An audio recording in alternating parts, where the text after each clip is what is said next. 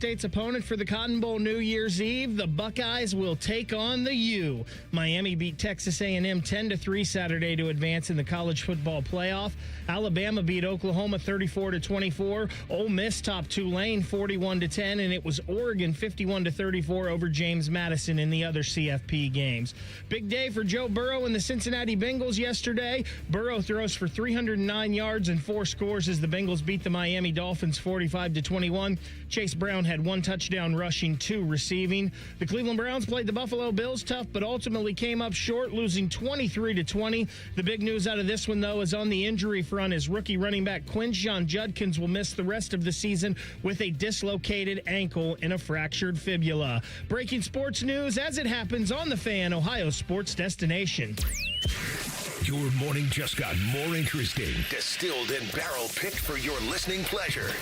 Bo Bishop, a local sports media legend. What William T. Sherman was to the Union Army, he is to Northern College football. A husband, a father, and middling youth sports coach. He's friends with Central Ohio sporting royalty. I'm talking to Ohio State Athletic Director Ross Bjorken. Coach Day walking on with us right now. Good to see you, buddy. Good buddy Austin Ward. My good buddy Tim May, the Tim May Show. The great Doug Lavery's joining us. Hi, everybody. Dom Barry here. Oh, Reese came in and he handed me papers. Yeah, and then and then he said, "You see that button? That's the only button you need to worry about. Don't touch. There's 8,000 buttons in front of me." Oh, I didn't know what he was talking about. The one that says on. We blew the budget on this imaging, and only 2 guys answered our ad on Craigslist. Ryan Baker and Eric Reeser. Act accordingly. You're now listening to Bishop and Friends. Bishop and Friends is sponsored by Diamond Seller, your true jeweler for over 75 years. All right, let's do it live on a Monday edition of the program. Bo and the boys with you for the next 3. Bake is here. Rhyme time is here. Lots of college football. Crazy weekend in the National Football League, the way a couple of those games ended, certainly in Chicago, and then last night up in Detroit as well. We will get to all of that as we go along. Julian Sayin expected to hit the podium. Cotton Bowl pressers, kids. We get that coming for you at 11 o'clock. A little bit of Shelley Time coming up at 11:30, and as always on a Monday, Austin Ward will drop by at 10. We're moving the weekend blitz up to 10 o'clock today so we can find room for the Julian Sayin press conference at 11 o'clock. Want to hear what the Heisman finalist has to say as he now knows his opponent. And speaking of that, whether it was at the various Christmas functions I had over the weekend, or whether it was at the youth basketball games that I coached, or whether it was on social media pretty much consistently Friday night into Saturday, the one common theme was, why is James Madison in this thing? Why is Tulane in this thing? And it's a little bit of a lesson, I think, to all of us that are knee-deep in the muck on this. Most people watch sports as a distraction from their families, from their work, from other things that happen on a given Friday or Saturday or Sunday. And that for most people, they want to turn on a television, see what's going on. Hey, this is a college football playoff game. This should be the greatest weekend of the year. Wait a second. Why is Oregon up 34-6 at half? Why are they even playing Madison? Why are Tulane and Ole Miss have already played? This is a playoff game with a 20-point spread in Eugene? What is going on? Even Friday night when people were quick to jump to the gun on Oklahoma up 17-0 on Alabama. Why is Alabama in this thing? They have 3 losses. This makes no sense. And guess what? You're all right. You're all right. Everybody who had a conversation with me over the last 72 hours, you're right. You're right. There's no reason for James Madison to be in a playoff. There's no reason. Well, there are. It's antitrust and litigation and all of those things. That's the why. But there is no reason. There's no real reason, no justifiable reason that Tulane should have been in this thing, that James Madison should have been in this thing, that Alabama should have been in this thing, that Miami should have been in this thing, that Oklahoma should have been in this thing. You know why? Ole Miss shouldn't have been in this thing. Because there aren't 12 great teams. Hell, there aren't 8 great teams. There aren't. Not everybody's worthy of this. But in a desperate, relentless, nonstop chase to find more money, this is what they cobbled together. And because there's no thought to any of it, and because everyone's just trying to cash the next check, the calendar is completely broken. It's how many conversations I had this weekend with people going, wait a second, who's coaching James? Where's the coach at James Oh, no, he's the coach at UCLA. Who's coaching Tulane? The Florida coach. The LSU offensive. Why is the LSU offensive coordinator calling plays for Ole Miss? Well, because he used to be the offensive coordinator there under Lane Kiffin, and Lane Kiffin loaned him to. Think about what I just said. They loaned the offensive coordinator to Ole Miss so that he could call plays in the Tulane game, and he's going to call plays in the Georgia game. Think about everything we're just talking. This is like explaining baseball to a 3-year-old. That's how confusing this is. And this is how little sense it makes. They're all right. We're the buffoons.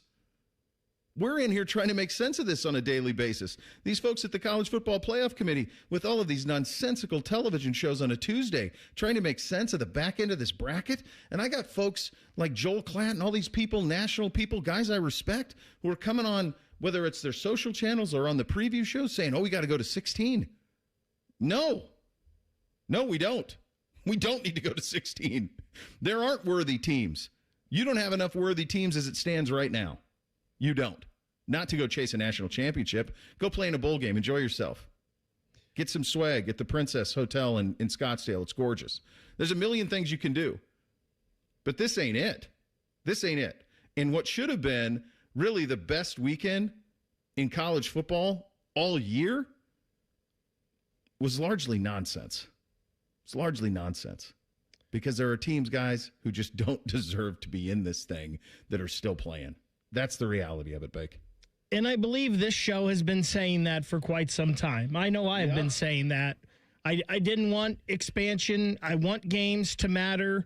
Why can't our games at the end of the season, whether it be championship games or Ohio State-Michigan game or Auburn-Alabama, why can't those be elimination games? Why can't those be basically like your quarterfinal games? There is, and I think, Bo, you and I agreed that there was maybe 5 teams in this thing that could win the national championship, maybe, because we weren't too sure about Texas Tech. Yes, but we threw the 3 Big Ten teams in there, and we threw Georgia in there as well. We've been saying this all along, and the fact of the matter is they're going to move to 16 because they want more. I don't know what they're waiting for, quite frankly. Would this have been more fun on Saturday? Would it have been a better day with Texas and Notre Dame? Sure, it would have. Those would have been more competitive games. It wouldn't have been the blowouts that you had, even though James Madison got a ridiculous backdoor cover at the end of that thing. But you would have had more competitive games. But anybody that watched that Texas A&M Miami game and just the ineptitude of offenses there, and you can tell me how windy it was, I don't care.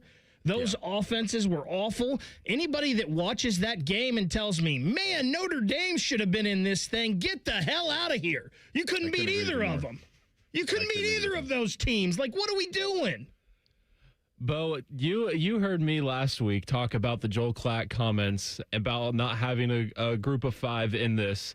And there was college basketball fans like myself really wanted one of those group of 5 teams to get a win. But deep down, I knew that wasn't going to happen. Right. I knew that what exactly happened was going to happen. And I feel like you could even look back to when we had the 4 team. You were getting blowouts in that. So it just doesn't make sense. And we're expanding this thing. And like you guys are mentioning, it would not have been much better, I don't think. No, you would have. The thing about the biggest difference between, I was having this conversation just last night at my 3rd Christmas function of the week, and they were talking about Cinderella in college basketball. You know, why can't it be like that? Because football is a collision sport. It's a completely different game. And there is a minimum level of physicality that you have to have in the 2 lines of scrimmage to be able to withstand what's coming your way for 60 minutes. Basketball, you can get hot from 3. Anybody can get hot from 3. And in the old days before the portal and the one and done, when all of those, when you had those 16s beat the ones, that happened twice. When you had Mason all the way to the Final Four, that happens because you have grown men. You have 21, 22-year-old men playing kids who are 18, and they know how to play basketball. And that can happen. It is apples and orangutans comparing the 2 of those. They make no damn comparison at all. There's a physicality minimum that is required in football that you cannot have at James Madison to compete with Oregon. Oregon could have beat James Madison 77-7. That's what they could have done. I'm not convinced that James Madison is a whole lot different than Montana State. I think it's closer between James Madison and Montana State than it is James Madison and Oregon. Go Bobcats, by the way. How about that? Eat that, Tuck. Yeah. But that also, as an offshoot, that speaks to when you play games with stakes on campus, it wins. If you tuned into that at all on Sunday afternoon and you saw standing room only in Bozeman and you saw the give a damn level that was on those two teams, that's what you need to try to find more of, not this nonsense. Can we have these next 4 games be on campus? They should be. Yeah. They should be. And you should be playing the quarterfinals last weekend is what you should have done. You played the semifinals on New Year's Eve, New Year's Day, and away you go. I mean, there's a way to do this. It's pretty damn simple, but you need some adults in the room to grow up and stop chasing the relentless cash. You have to, and you, by the way, you can still get rich the other way. You can still get really rich the other way. Just have some common sense to it. We do know the Buckeyes' opponent. It will be the U. I ain't scared a bit.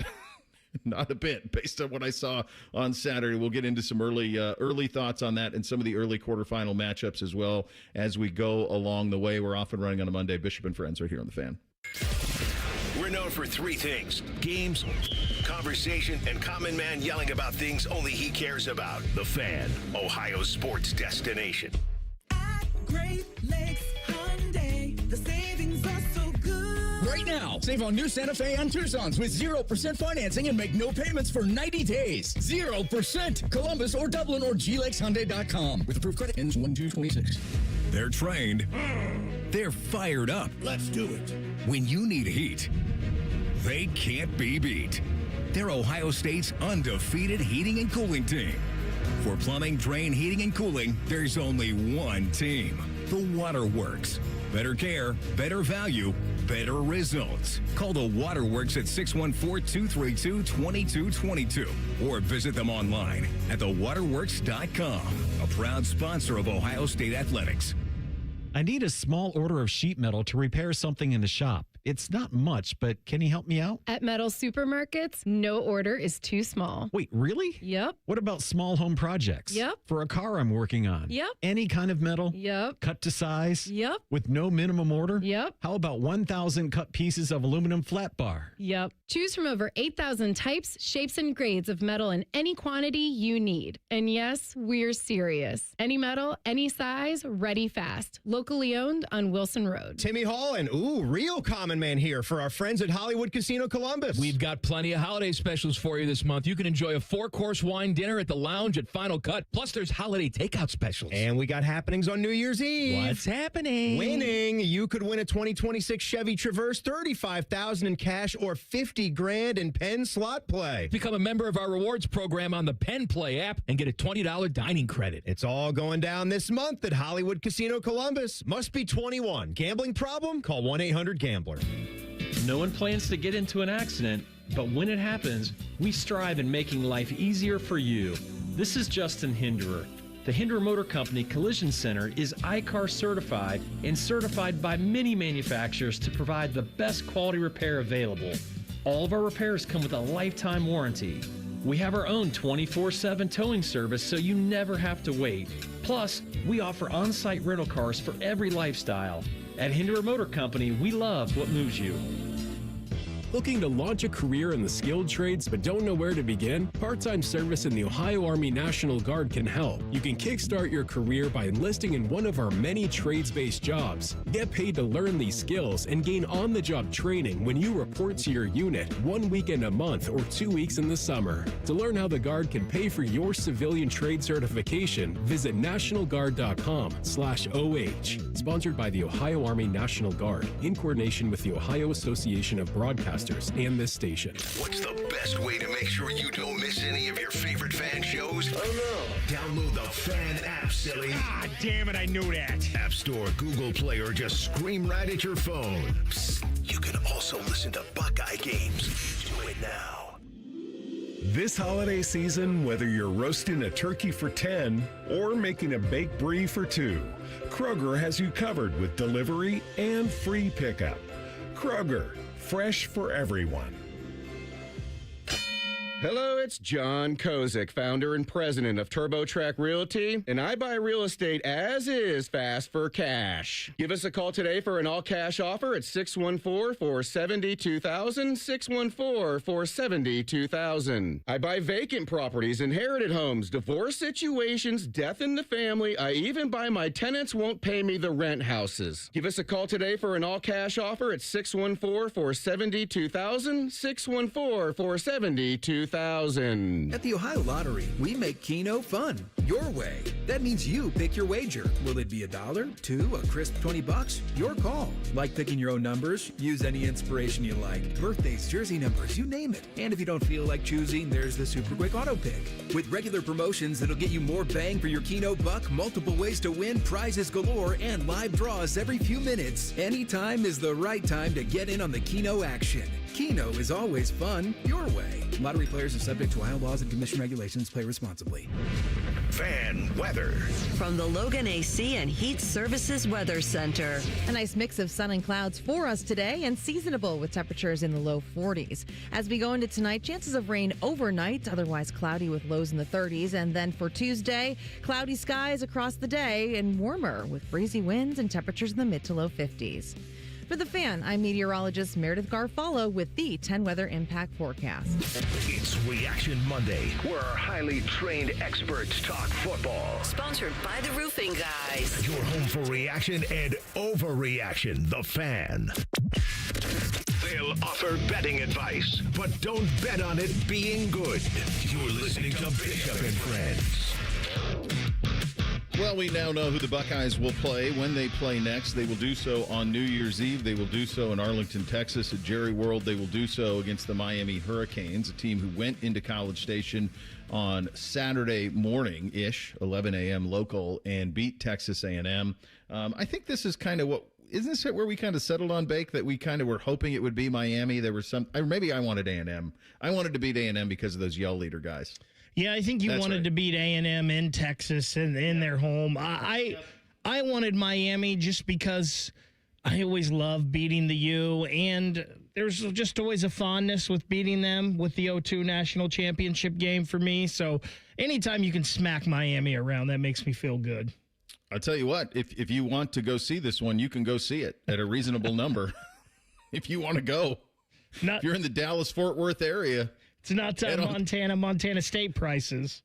Think about what you just said, and you said it without an ounce of hyperbole or being sarcastic or anything. The cheapest ticket to get to Montana State 1AA semifinal on Saturday was well over $600. Right now, and this will only go down, right now you can get into Miami, Ohio State for $100.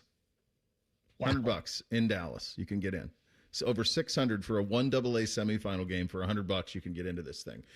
Some of that is Miami and the apathy that comes with that program, and some of it is. I just had this conversation with two diehard Buckeye alumnus, diehard Buckeye fans. They've gone to every Ohio State Michigan game for 20 some years, home and away. And I just had that conversation. I said, "Are you going to go to Dallas?" They said, "No, I think we're saving up. I think we're going to do the Fiesta Bowl." So that's the decision. This goes to what you were talking about, Rhyme Time. This goes to the decision that these suits are putting on fans that, and again, they don't care about the in-arena. They don't care about that. This is a television show. This is why it's 7:30 on New Year's Eve. This is why you're going to play national semifinals on Thursdays and Friday nights, because you're making television shows. But the reality is that if they really wanted this to have an environment, this game would be here. It would be here in town. Then you'd have a tough ticket. Mm-hmm. Then you'd have an environment. Then you'd have all that comes with it. And that's something that at some point they have to divorce themselves from these bowls, because it just makes no sense at all to be able to do this. Now, you watch Miami play, and I see a defensive line that looks pretty good, and that's kind of the only pause I have. Obviously, they have an ultimate weapon in the freshman wide receiver that is a little bit dangerous, but I have a hard time seeing a scenario where Carson Beck is going to carve up this Ohio State defense in any way. And the idea that the University of Miami paid that kid like $4.5 million to quarterback them this year is just stupefying to me. But they did. And guess what? I'm not alone in this. The opening spread for this thing is 9.5. Buckeyes by 9.5 in the quarterfinal. It's actually ticked down. Now what is it? When it first came out, it was depending on where you went. Some places had it 10.5, some had 11.5, and it immediately dropped down to 9.5, where whatever they had it at before. And I think it's pretty much 9.5 everywhere now. So it was a little higher when it came out. Jeez. Which is interesting because before the game was played, if you remember, they put out early look-ahead lines, and if Texas A&M would have won, it was Ohio State by 7.5. If Miami would have won, it was 8.5. So the odds makers were like, neither of these teams can play offense. Let's bump this up a little bit.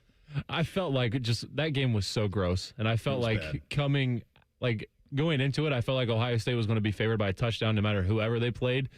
But, yeah, I feel even more confident about it now. It's interesting. You were talking about them, Bo. And Tony's the real deal. He's a problem. That freshman is a heck of a wide receiver. Yeah. And Mark Fletcher, there's a reason Ohio State recruited him. He's a decent running back. Yeah. I would think if I'm Ohio State, and they're not going to do this, but Scotty and I were talking about this yesterday. I would almost man up on Tony. Mm-hmm. And make Carson Beck and him beat you. Put Matthews on him maybe, and let Jermaine. Like the old Bill Belichick. Yes. Like he's going to go 10 for 128, but nobody else is getting anything, and Beck's going to throw 2 picks doing it. Yeah, and who knows if he does, because Carson will throw the ball to you. Chances are. And Ohio State Tony's really good, but Ohio State has really good guys in the secondary too. I would almost man up on him and just dare them to beat me with him.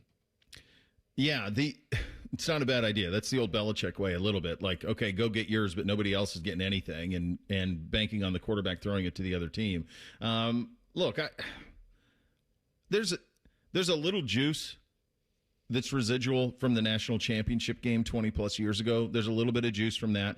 It was funny, though. I was reading the Skull session this morning on 11 Warriors, and they put in there a clip of an Ohio State-Miami game from 2010 that was played here. And I was at the game. I covered the game because I went to all the Buckeye games at that point. And so I'm watching this thing. I'm watching this highlight package, and I'm sitting here as I'm watching it going, I have no recollection of any of this. None. There was 2 punt return touchdowns. Miami had 2 punt return touchdowns in the game. Ohio State won 34-20. I vividly remember losing to Miami down there. Joe Bosserman at quarterback in that game. I remember that. I had forgotten that Ja'Cory Harris was the quarterback of Miami. He had a really rough day. And then at the end of the highlight package, they show a play that is intercepted by Cam Hayward. And he returns at 80 yards, and you think he's going to score, but he doesn't. And then I went, oh, the Cam Hayward game. Then I remembered it. But I had no recollection, really, of that game at all. Terrell Pryor threw a couple of touchdowns, a high point ball to Brandon Sayin. Our guy DeVere Posey had a really nice game. Pryor's about a 50% completion percentage in the game, and Ohio State won, I think, 34-20 or something like that. But I have very little recollection of a lot of the plays that happened in the game, and I don't know if it's just that I'm getting old, which is possible, or if it's a factor of it was a largely forgettable game. And so they did play those 2 games. Well, Bo, it's because it doesn't count as a win. Oh, it's this was the fake game. It's erased. So that's why nobody remembers it. It never happened according to the records in the NCAA. I'll tell you this. There is, if you get Miami, you get Michael Irvin. And gosh. He acts like he still plays. He is a 60-year-old man. He is a 60-year-old man. He is a delight as a human. I've interviewed him a couple of times. He's everything that you would want him to be. He is the epitome. I know this is Schleg's line, but he is the epitome of all gas, no brakes. Like just blows through it. And when I'm seeing him on the sideline just sweating, just dripping sweat, and he was at the Jake Paul thing on Friday night. So he went to the Jake Paul thing on Friday night. I should say the Anthony Joshua thing on Friday night. And then he was in College Station for an 11 a.m. kick. he was shot out of a cannon and just dripping sweat. Do you think he even went to sleep, or was he just chemically enhanced the whole night? Oh no, I think it's a main line of white powdery substance just straight. It's what else? It's 90s Miami still going strong. There's no question. It's Tony Montana. I mean, I just don't understand. I mean, I'm like 15 years younger than him, and like the idea that I have like a cocktail. Like this guy just goes straight through. It was nuts to see that. How many times do you think he gets shown during the game? Oh my God. I guess maybe what would the line be? Like maybe would it be like 3, 4.5? Oh, I think more. It might be more because he even finds the camera. They're interviewing Cristobal and he goes and interrupts that like he's a little kid. Like that'd be something like Bootsy would do. Like, hey, Dad. Like he's interrupting the thing. And like he's a 60-year-old man. And he's a member of the media. He understands how this works. Yeah. Yes. It's a 60-year-old man interrupting a head coach so he can be on television. Like that happened. Man, steady diet of him. And then who was the other one that the adult film. Or I don't even know if they do that anymore. I guess she's OnlyFans now, but she was getting a steady diet of camera time on Saturday as well. So they were pretty locked in. I didn't pay attention to that. I didn't see this. You didn't see this? Jake, do you know what I'm talking about? I don't think I know what you're talking about either. Okay. Yeah. Okay. Do I need to look this up? Not on a work Not computer? here. Not on a Not work here, computer? you don't. Not Do it here. on my Wait till you phone? get home. Wait till you get home. Yeah. The directors were pretty locked in on Miami culture, I would say. Was Sharon Moore in her DMs too? Jeez.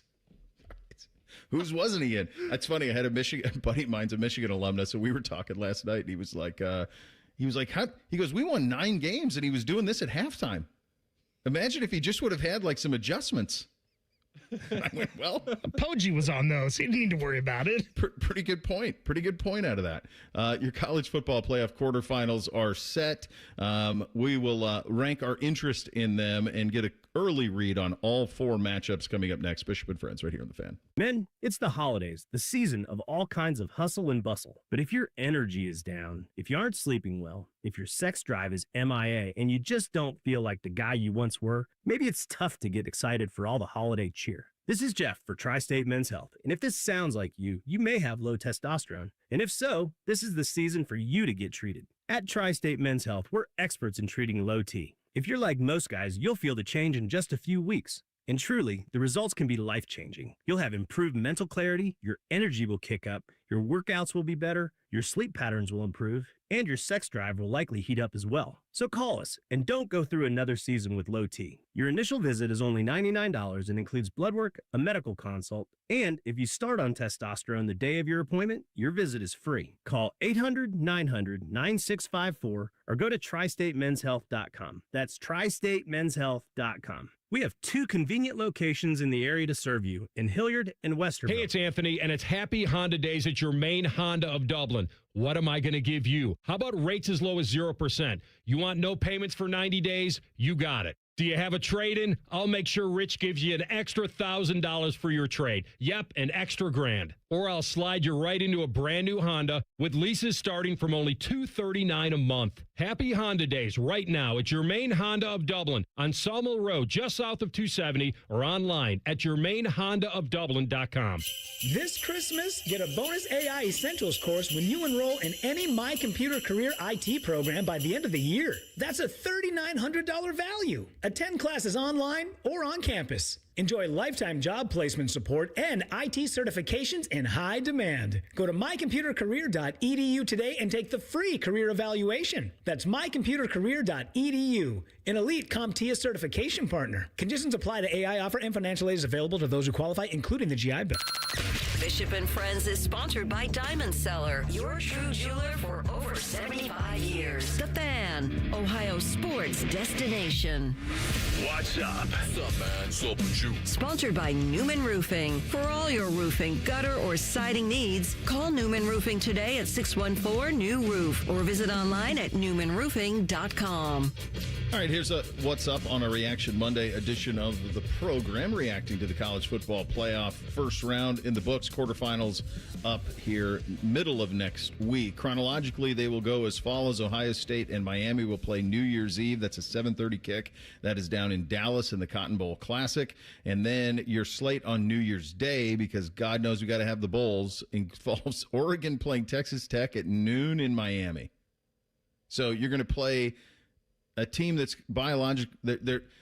their clock is going to be 9 a.m., and you're going to have them go play in Miami at noon against Texas Tech. What would Texas Tech's clock be? Their clock would be 11. 11? 11. They're not up quite to Mountain yet. Yeah. But, here you go, Oregon Ducks fans. Yeah, enjoy it, boys. Go to Miami and play at 9 a.m. So you got that at 9 a.m. Then 4 o'clock, because we have to have the sunset in the Rose Bowl. That's Alabama and Indiana is playing in that game. And then the night game will be Ole Miss and Georgia, which, if you're curious, wait a second, have we already seen that game? Yep, already played. Those two teams have already played as well. So that's the way that it goes. I am stupefied that they didn't just move these a little bit to avoid all of these rematches. It would have been so simple to have Texas A&M play Tulane and have Ole Miss play Miami. You would have gotten the exact same thing, but you would have got games that weren't played, which does bring back the next point. Isn't the best spot to be in this thing the 5 or the 6? Isn't that where you want to be? I mean, if you are Ryan Day, and the way that it worked out this year with the 11 and 12s, and you're getting glorified practices, is that better than sitting for 25 days? I think the argument with that, though, is if Ohio State was the 5 or 6, it would have been the same amount of time sitting, right? Because you wouldn't have played in the Big Ten championship game. This year you wouldn't have baked, but in some years you might have. Yeah, you could. I don't know. I feel like most of these teams, the weight is all pretty much the same, except for a few scenarios. So, yeah. I mean, I don't know. If I'm Oregon, I think a matchup with Texas Tech right now is a lot harder than playing Miami. But I don't know. I agree. I think so. I think you're right. Yeah, that's because I look back at Ohio State's being the 8 seed last year, and it didn't have like you guys were just mentioning, they didn't have quite a ton of rest, but then they were able to get going from that point. They built momentum off that game, and that's what some of these schools can do from playing this last weekend. But to Bo's argument, Ohio State would be the 6th seed this year. Yeah. So it's a little different, and that path would have been easier than what they went through. Yeah. Yeah. They went through they made it as hard as possible for them, and also probably as unjust as possible for Oregon, who was sitting their number 1 team in the country, having to play a team that they've already beaten once this year in the Rose Bowl. I mean, that was just and the most talented team in the country. I mean, it was just a brutal thing. In terms of these games that we're going to get to see on New Year's Eve and New Year's Day, obviously our game will have the most attention. I don't think it's close for the one I'm second most interested in. I think second most interested is Oregon, Texas Tech, and then I think third is 9th. I suppose it's Alabama, Indiana, just from the brands. I have no interest in Ole Miss, Georgia at all. I think Georgia's going to boat race them. But I do think Oregon, Texas Tech, and that mostly has to do with, I think Texas Tech is really good. I think they're really good. But they're also played in a conference where how many of those teams can punch them in the mouth? BYU can, Utah can when healthy. Arizona State got them, but they did it without their quarterback, without Texas Tech's quarterback.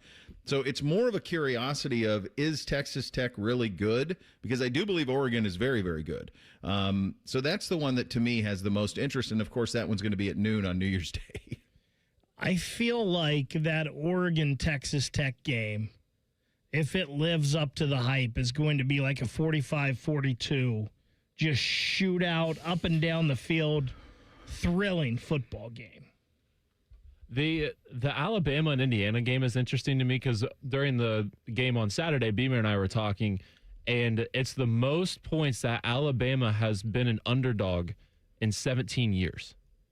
Mm-hmm. Yeah, that's insane. Pre-Saban. But yeah, let me ask you this, and I'll ask you, Bo, too, because Scotty and I were talking about this yesterday, and Scotty was saying he thought the 7.5 was too much.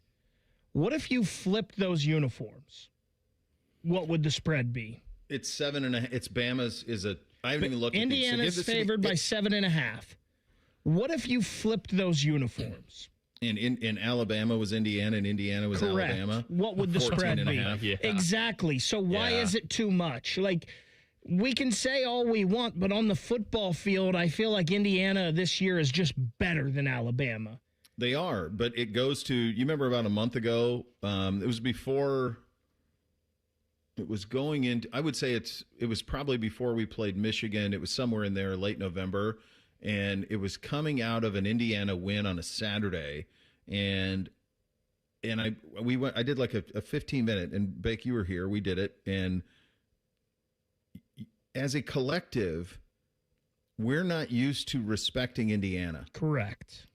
And you see that IU, and you see the logo, and you think Bloomington, and you think, well, this is a place that used to take their media guide pictures when Ohio State played there because that was the only time they'd have a full stadium of all red. Like, all of that's in your head. I mean, no Big Ten outright title since 45. Like, all of those things are in your head, and you can't get used to a new era of college football and Indiana's legitimacy. And I do think that the number is reflective on who they are.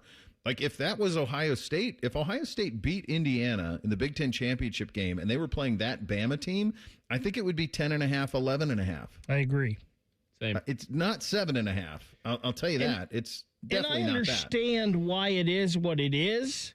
I'm just saying I don't think that's a super competitive football game. Well, does Indiana's injury to the defensive lineman have any impact on it? Maybe. Yeah, probably. I also think the other thing that's always in the back of all of our heads, for those of us that are knee-deep in the muck on this, that pay attention to recruiting and roster building and all of these things, in the back of your head, in my head even, I still look at Alabama, and it's probably the wrong thing to do, and I'm probably as guilty as some of the others on this. I still look at Indiana or at Alabama and I go, well, I know they have talent. I mean, I know who those kids are in recruiting. Like, I know where those kids were rated. I'm sure they've been developed. Like, I don't know why it's looked the way that it's looked for them. And, good for them for coming back down 17 because they were really getting buried. And so that's part of it a little bit, I think, is we know that roster. I think that's why when you have these conversations and you think about a potential matchup with Georgia, if you get by Miami, we all go, oh, it's Georgia. Because we know how that roster was built. We know the talent on that roster. And you say, because usually in college football at this stage, it comes down to the two lines of scrimmage, who can control them. And I know Georgia's got dudes on both lines of scrimmage. And that's kind of the same thing with Alabama. I'm like, well, I know they've got guys on that line of scrimmage. They can't run the ball worth a damn.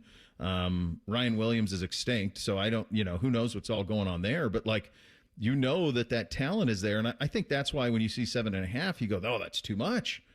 But it's not. It's not too much. Alabama's not very good this year. And you mentioned the line of scrimmages. We saw in the Big Ten championship game that Indiana's pretty good on the lines of scrimmage, especially that defensive line of theirs. Now, again, injury could play a part in that for them, but their defensive line is pretty good. If Indiana gets up 17-0, Alabama's not making that kind of comeback against them, against that defense. No. And Mendoza won't do what Mateer did either and throw it to him like that. No, he won't. Yeah.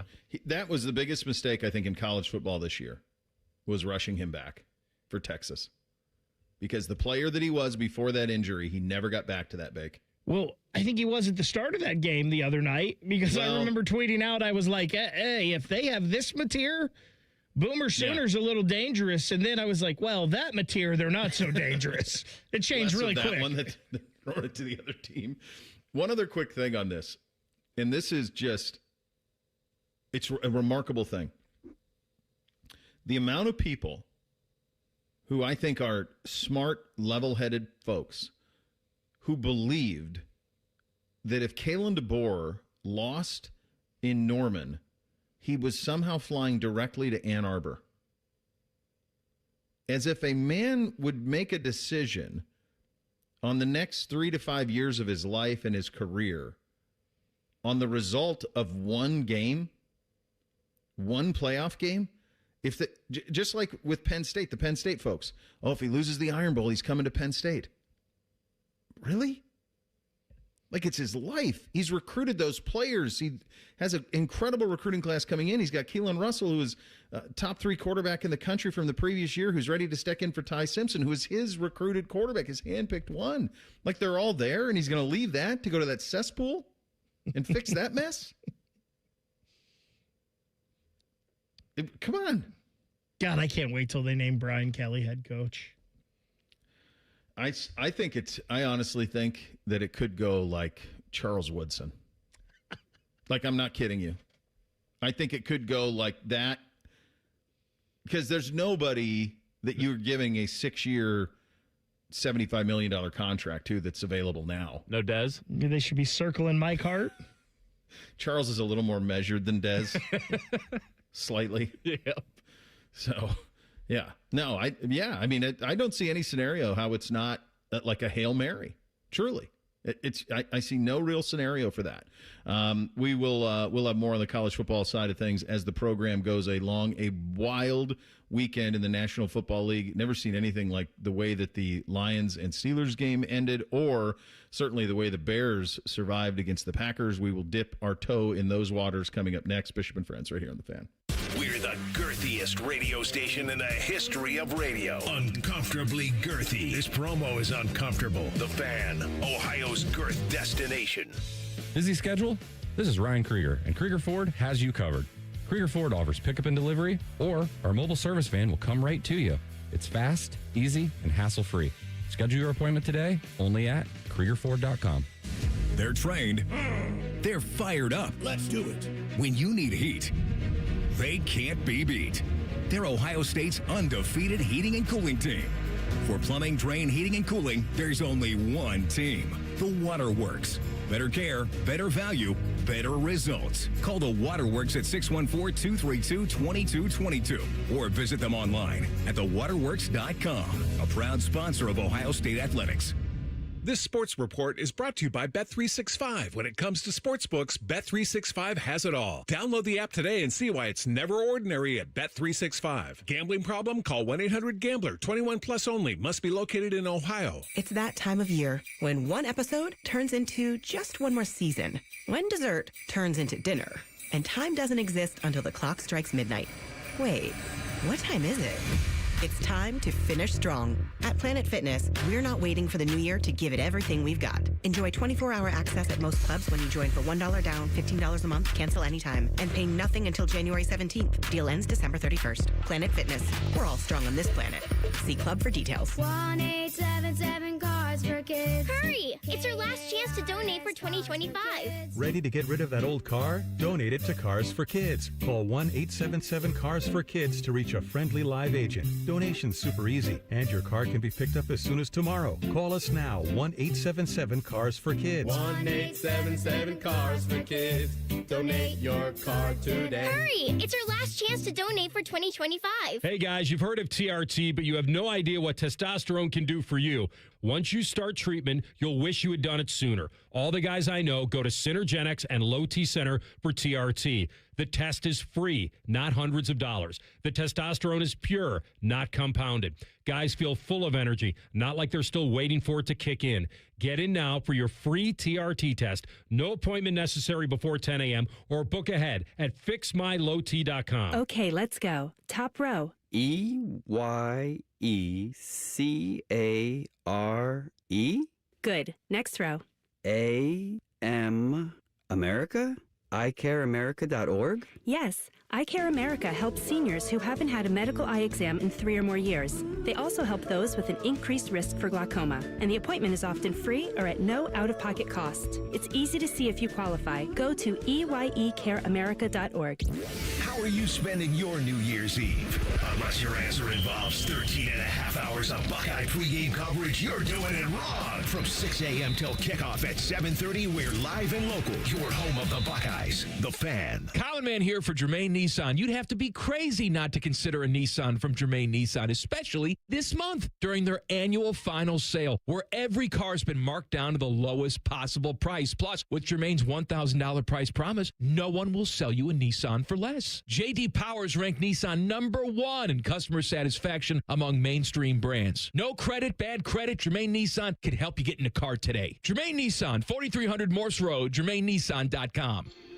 At National Geographic Society, we believe in the power of wonder. It drives us to explore, pushes us to see the world differently, moves us to action. And we believe that today, wonder is more essential than ever. Wow. That's why we're supporting a new generation of explorers to ask big questions, make breakthroughs, and bring the future closer. Wonder awaits. Will you join us? Visit natgeo.org/wonder. The Fan Guest Hotline is sponsored by Federal Elite Heating and Cooling and Bryant, doing whatever it takes to keep you and your home comfortable. The Fan. We'll read your emails on the air, but we won't tell you where to send them. Hey, we're not doing all the work for you. This is Bishop and Friends. Were either of you watching Steelers Lions live or Packers Bears live when they went final?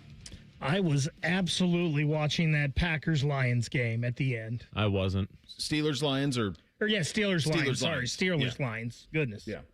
So you were not, Rhymes? No, but neither one for me. So it was interesting. I did. How much? Let me ask you this: how much of the college football first round did you watch?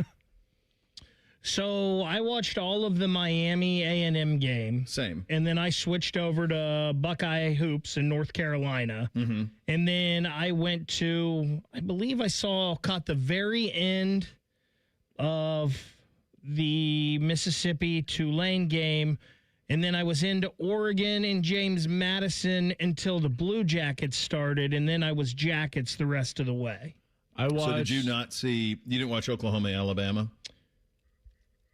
That was Friday night. That was Friday night. So, yeah, I watched. So I had that, and I had Anthony Joshua, Jake Paul, that whole debacle. I had those split screened. Is that that was borderline like malfeasance, or maybe beyond that, right? I guess, did they not know Anthony Joshua was going to try, or what was that? I didn't understand that. Well, I mean, he didn't try till later on in the fight, it didn't seem like. But yeah, but then when the switch was flipped. There had to have been a certain money incentive involved to go that long. This is entertainment, Bo. Yeah. And we want to be entertained. It's like me when I go to the casino. I've got $200 to blow. Yeah. I just want it to last 4 or 5 hours, not 20 minutes.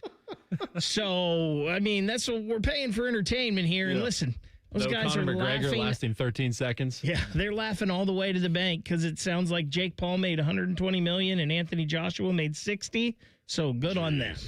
Good Lord. I would take a right hand from Anthony Joshua for 120. Did you see his jaw? Yeah. It's obliterated. So you get a new jaw out of it, too. I mean, win-win. Bo, I watched most of Alabama, Oklahoma in like a little split screen with some college basketball. Mm-hmm. I was in here getting ready for the Ohio State, North Carolina game, and I had Miami and A&M on, but I did not pay attention to the other two on Saturday.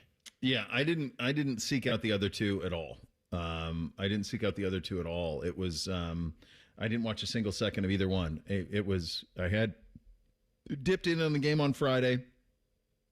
Kind of kept. Now, I didn't see any of the part where Oklahoma was up 17-0. So I just saw the comeback and then the end of it. We had NBC's dinner on Friday night for his birthday, so I didn't see the beginning of it. And then watched A&M and Miami, and that was tough. Bit of a tough watch.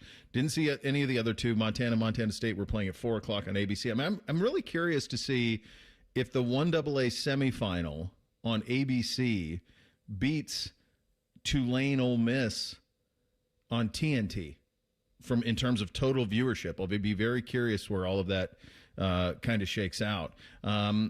Jake, well, because as I was running some errands a little bit, I was listening to the Buckeye game with Carolina as well, and keeping an eye on that. Jake, we were talking off air, like, just unfortunately for Jake and the boys, like, defeat snatched from the jaws of victory. Yep. It was tough. Like, bad execution on try to press break, and it feels like that's just been a constant theme with Ohio State basketball the last few years, even going back to Holtman. I will give Jake some benefit of the doubt because he was trying to call a timeout, and I don't know, there was an official right next to him, didn't see him, didn't hear him, or whatever. I don't know how, because they were right next to each other. And then you still gotta toughen up and try to get a stop. Then, especially when there's a loose ball like that, you need to be diving on the floor for that. Yeah, and it's one of those things as this starts to stack where, like, you can feel it. There's going to be a time when we are having the conversation I feel like we're always having with Buckeye basketball at the end of February and early March, where it's like, okay, where are those resume-boosting wins? Where's something that you can hang your hat on in the non-conference that makes you... Well, they had the Kentucky one last year, but then they kept losing those close games in January and February that ultimately put them out of it. Yeah, and honestly, they were pretty lucky against West Virginia in the game that they won by a single point. They basically have eliminated any margin for error with what's happened in the non-conference. They're basically going to have to be...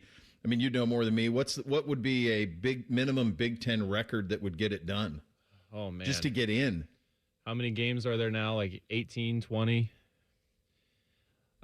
I have to look at their record. At least 2 or 3 games over. Yeah. 500. Like you're still going to have to find yourself in the top 8 of the Big Ten, because the Big Ten will get that many, if not more, in the tournament. If you're outside of that top 9 to 10, then you're going to be right there on the bubble and have to compare resumes again with people. And right now, like you mentioned, you don't have any of those wins right now. And the win that you're having against Notre Dame isn't looking that great. And the loss you had to Pitt really is not looking good. Like, Pitt's they keep losing by games. Yeah, right. So they got Grambling tomorrow at 2:00 to go into the holiday, and then they don't play again until they're at Rutgers. That is on the 2nd of January. So once we get into the new year, they'll play again. Bake, Blue Jackets have not won since last we did a show. The losses have continued to stack, but it did avoid a very scary one with Zach, who's playing lights out. I don't know who in the league is playing better than him right now, and it just sucks they're not getting results. But the injury that ends up being, we'll have an update from Shelley Time here in an hour and a half, but turns out maybe dodged a bullet there.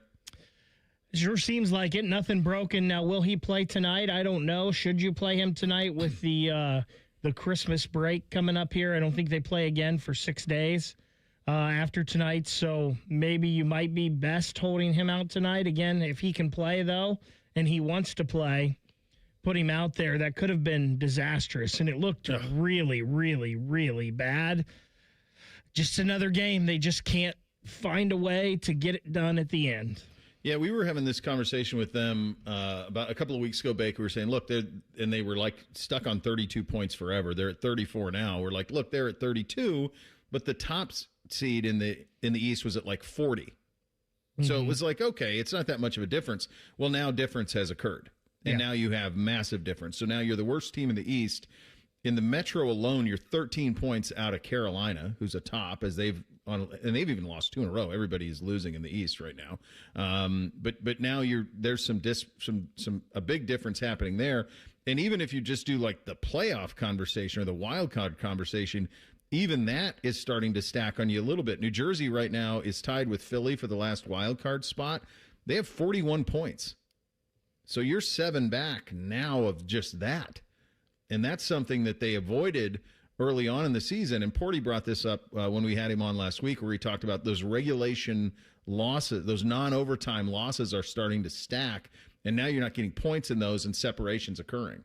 Yeah, for the longest time, you might have lost games, but you were at least getting the overtime or shootout point. Right. Which that does stink, because a tiebreaker is regulation wins. Yep. So that hurts you a little there, but now these last couple, you haven't been getting to overtime, and it looked like you were going to on Friday night or Saturday night, and you didn't get there. And yeah, the points, it's starting to happen a little bit. I still contend that it's not the end of the world, because they're going to go, just the ebbs and flows of sports tells you they're going to go on a 5 or 6 game winning streak here soon. I hope. Well, now it's a necessity. Yeah. Now you got to win 5 in a row. to kind of get back to level playing field. We'll have a little Shelley Time coming up at 11:30. We'll get to some of that NFL stuff coming up at 10:20 around the AFC North, and obviously some of that crazy finish for Pittsburgh last night, and they're now completely in the catbird seat in the AFC North. We'll blitz the weekend coming up next. Bishop and Friends, right here on The Fan. The radio couldn't contain us, so we've taken over YouTube. Catch Morning Juice weekday mornings at 6 by searching 971 The Fan. Do it. What can ADP do for small business? We help answer the business questions, like how do you track employee time? How do you do payroll taxes? Or what does compliance even mean? So small businesses can focus on bigger questions. Now florists can ask, can we invent another holiday to sell bouquets? Pizza shops can ask, how do we stuff a calzone into a pizza crust? And pool cleaners can ask, what is that thing in the filter? These are the questions you can focus on when ADP takes care of the business of your small business. ADP for small business. Dormar, your kind of hero. When your furnace or air conditioner is broke, we come out that same day. Dormar, home the Tin Man. I was in foot pain for 20 years, trying to give it relief, buying all these different insoles. Drugstore insoles, custom insoles. I spent thousands of dollars. I bought all these products, and not a single one worked. I really, truly needed to have relief in my feet. And the Good Feet arch supports were what gave me the relief I needed. For over 20 years, we've been helping people like Teresa actually live the life they love without their feet getting in the way. They wanted to make sure that I got something that my feet felt good in, not somebody else's feet. I love the fact that I can wear these arch supports in all my shoes. I have boots, I have cowboy boots, I have running shoes, I have walking shoes, I have flat shoes, I have heels. It makes me so happy. If you ask my husband, he will crack up because there is no store I would rather go in than a shoe store. I'm Teresa, and that's my Good Feet story. See what we can do for you with a free personalized arch support fitting at the Good Feet store. Visit the Good Feet store on Polaris Parkway near the Polaris Mall or on Stringtown Road at Grove City.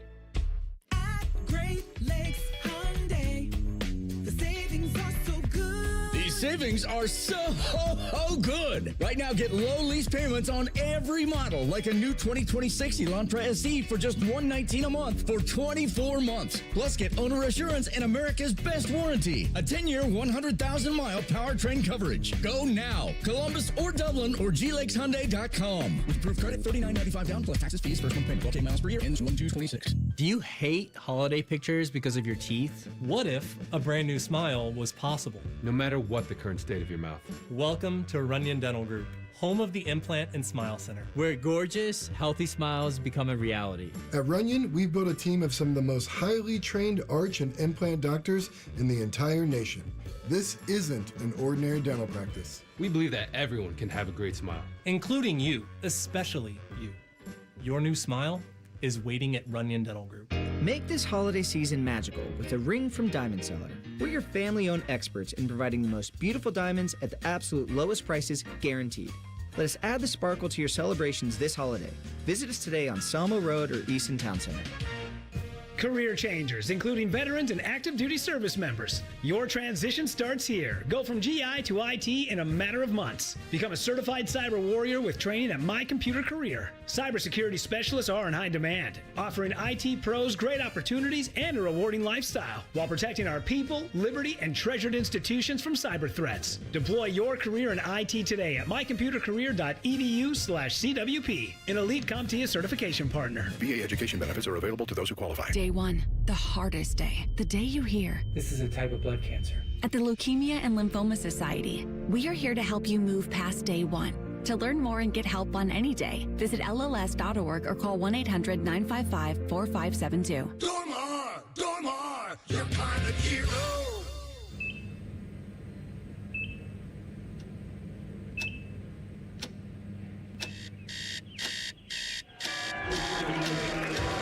Got this. Breathe. You got this. You got this.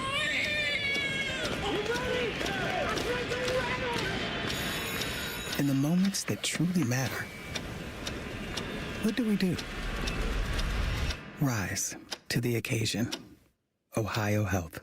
It's time. El Dorado Scioto Downs is your Caesars Rewards destination. And big news, Scioto Downs has been chosen to host the prestigious Breeders' Crown in 2026, featuring 12 championship races. Must be 21 or older to gamble. Gambling problem? Call 1-800-589-9966. Visit Caesars.com/Scioto Downs for details. At Metal Supermarkets, We're all about getting you and your crew to quit in time sooner.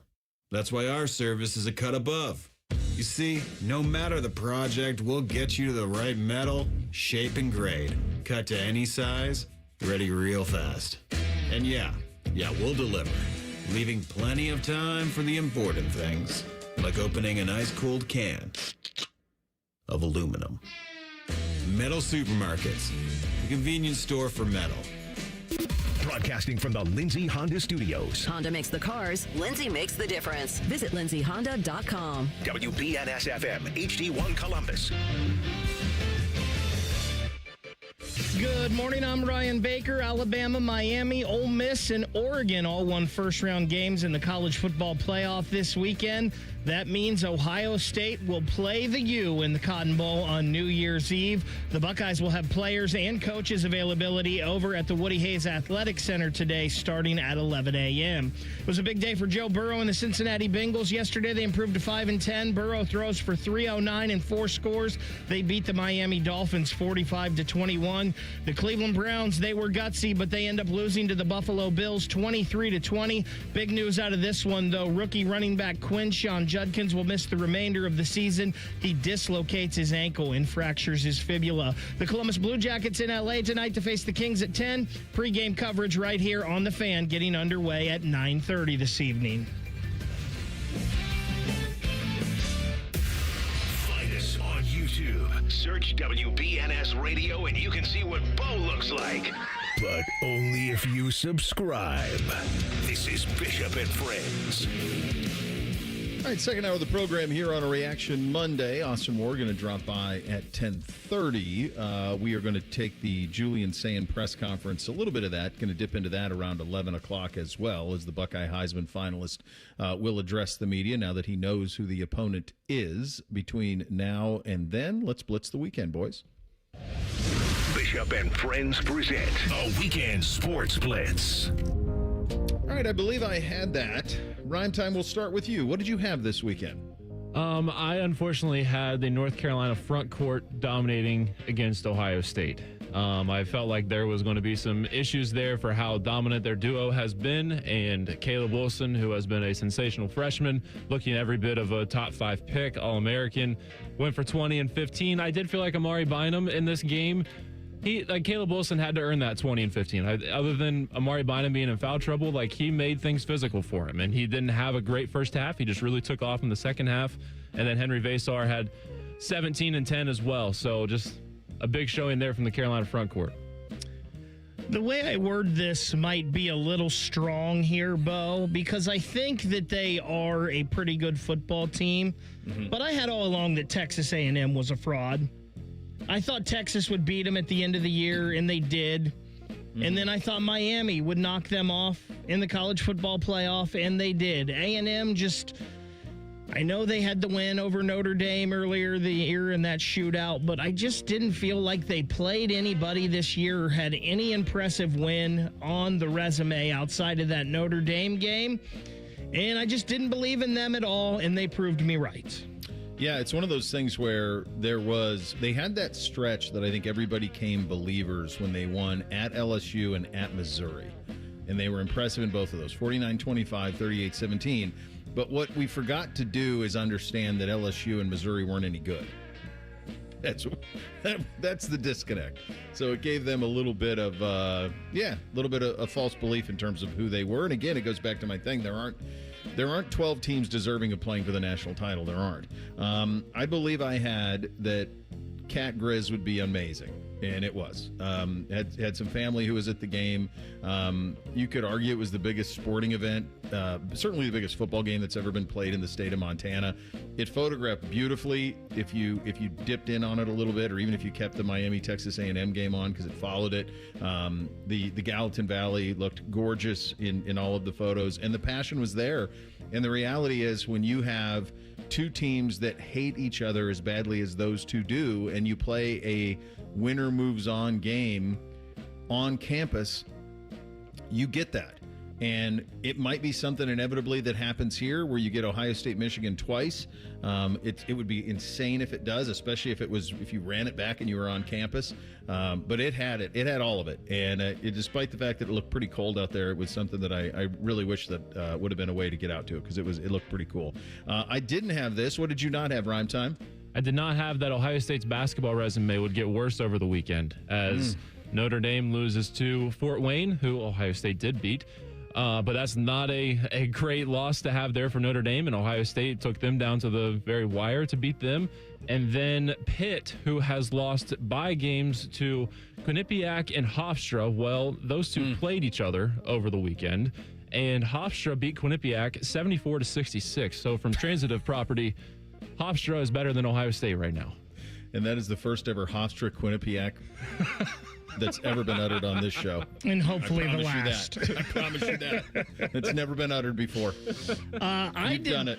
I did not have, Bo, that my guy Dan Lanning would be absolutely gutless at the end of that game and put all the reserve defensive players in and let James Madison get to 34 points and get a crappy backdoor cover.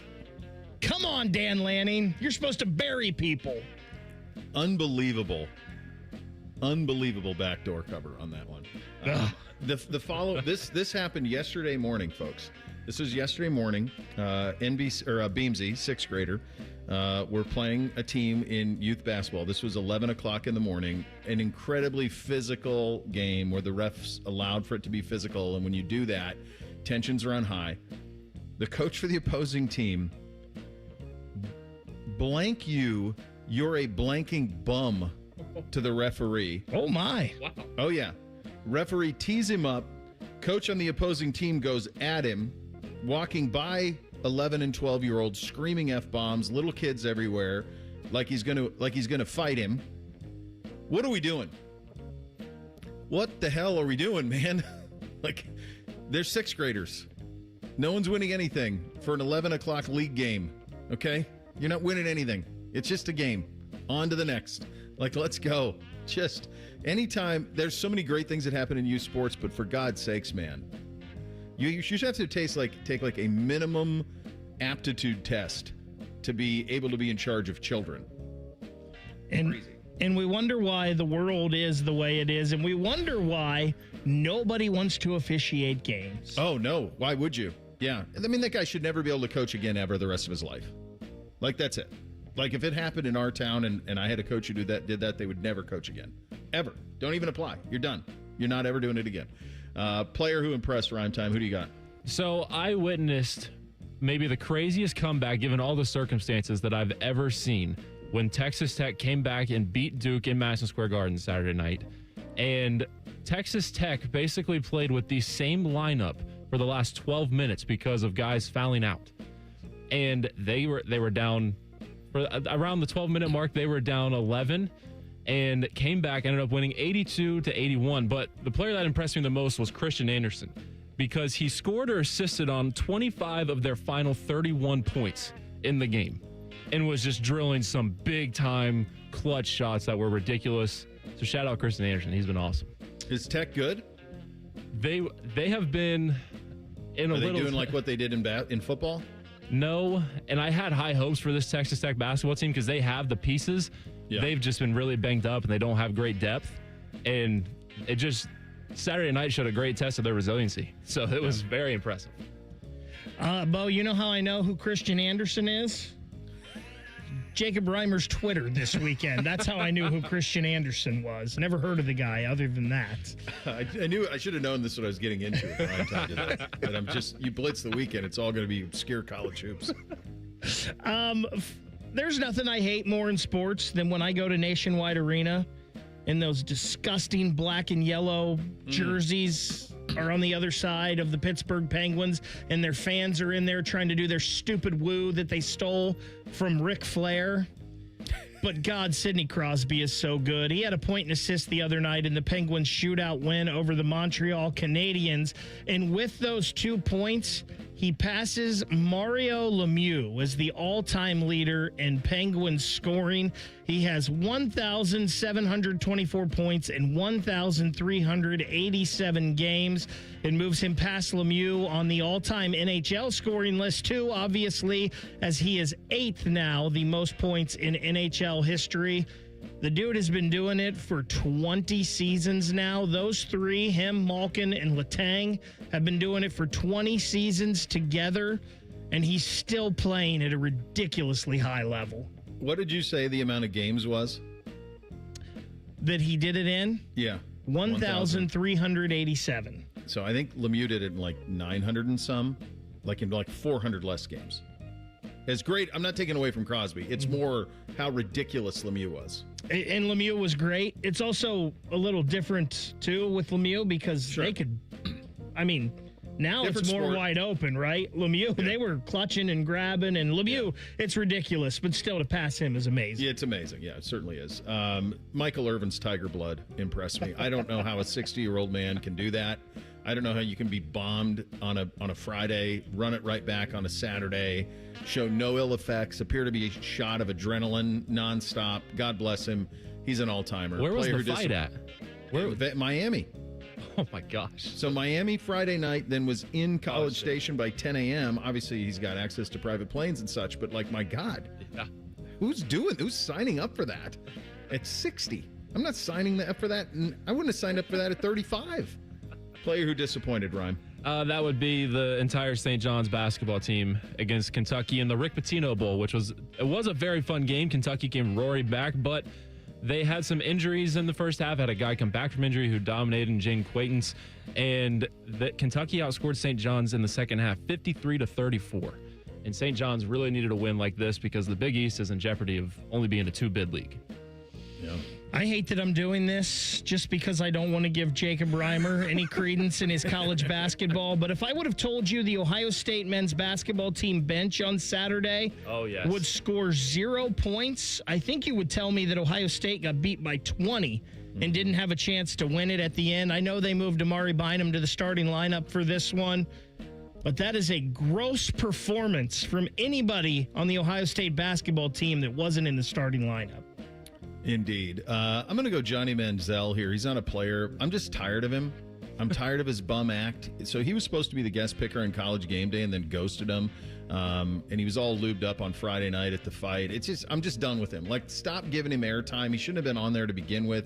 I'm just so over anything that has to do with him. Bud Kilmer, Honorary Coach of the Week. Rhyme time. Who do you got? It's going to be coaches, and that's Tom Izzo and Greg Gampy, because That's awesome. every time they have met now between Michigan State and Oklahoma around Christmas time, they're wearing ugly sweaters. And they do the press conferences together after the game, too.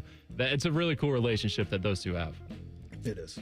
I want to give a little love to the Ohio State women's basketball team here and Coach Kevin McGuff. They are on an 8-game winning streak right now. They actually play Western Michigan later tonight. You can catch that over on the Fan 2 beginning at 6:15 with the pregame. They're ranked 21st in the country. I have a feeling they'll move up a little bit when those polls come out today. They have a big one next Sunday against number 4 UCLA at the Shot at 2. Yeah, they do. All right, I'm going to go Ben Johnson here. We'll blitz the NFL tomorrow, but I won't be here to do it, so I want to give him some love.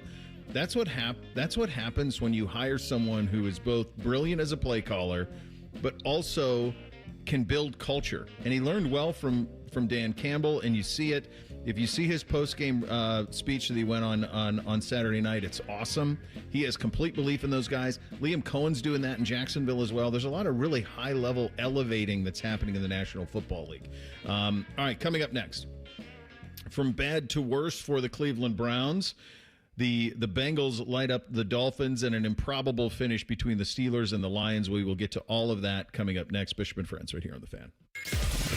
We're known for 3 things: games, conversation, and common man yelling about things only he cares about. The Fan, Ohio sports destination. No school means no lunch for millions of kids in the summer. Let's come together. Food banks, families, and generous individuals like you to make sure no child goes without food in the summer. Together, we can make a difference. Learn more at feedingamerica.org/summer. El Dorado Scioto Downs is your Caesars Rewards destination. And big news, Scioto Downs has been chosen to host the prestigious Breeders' Crown in 2026, featuring 12 championship races. Must be 21 or older to gamble. Gambling problem? Call 1-800-589-9966. Visit Caesars.com/Scioto Downs for details. Hey everybody, it's Jeremy Birmingham, Berm from the Austin and Berm Show here on 97.1 The Fan. All right, last week I took a gamble and said I'd tell you guys my week one results. So I stepped on the scale for my first Awaken 180 weigh-in, and drum roll please, I'm down 10.2 pounds in my first week, down 3.6% body fat too. And that's not luck, but it's also not water weight nonsense.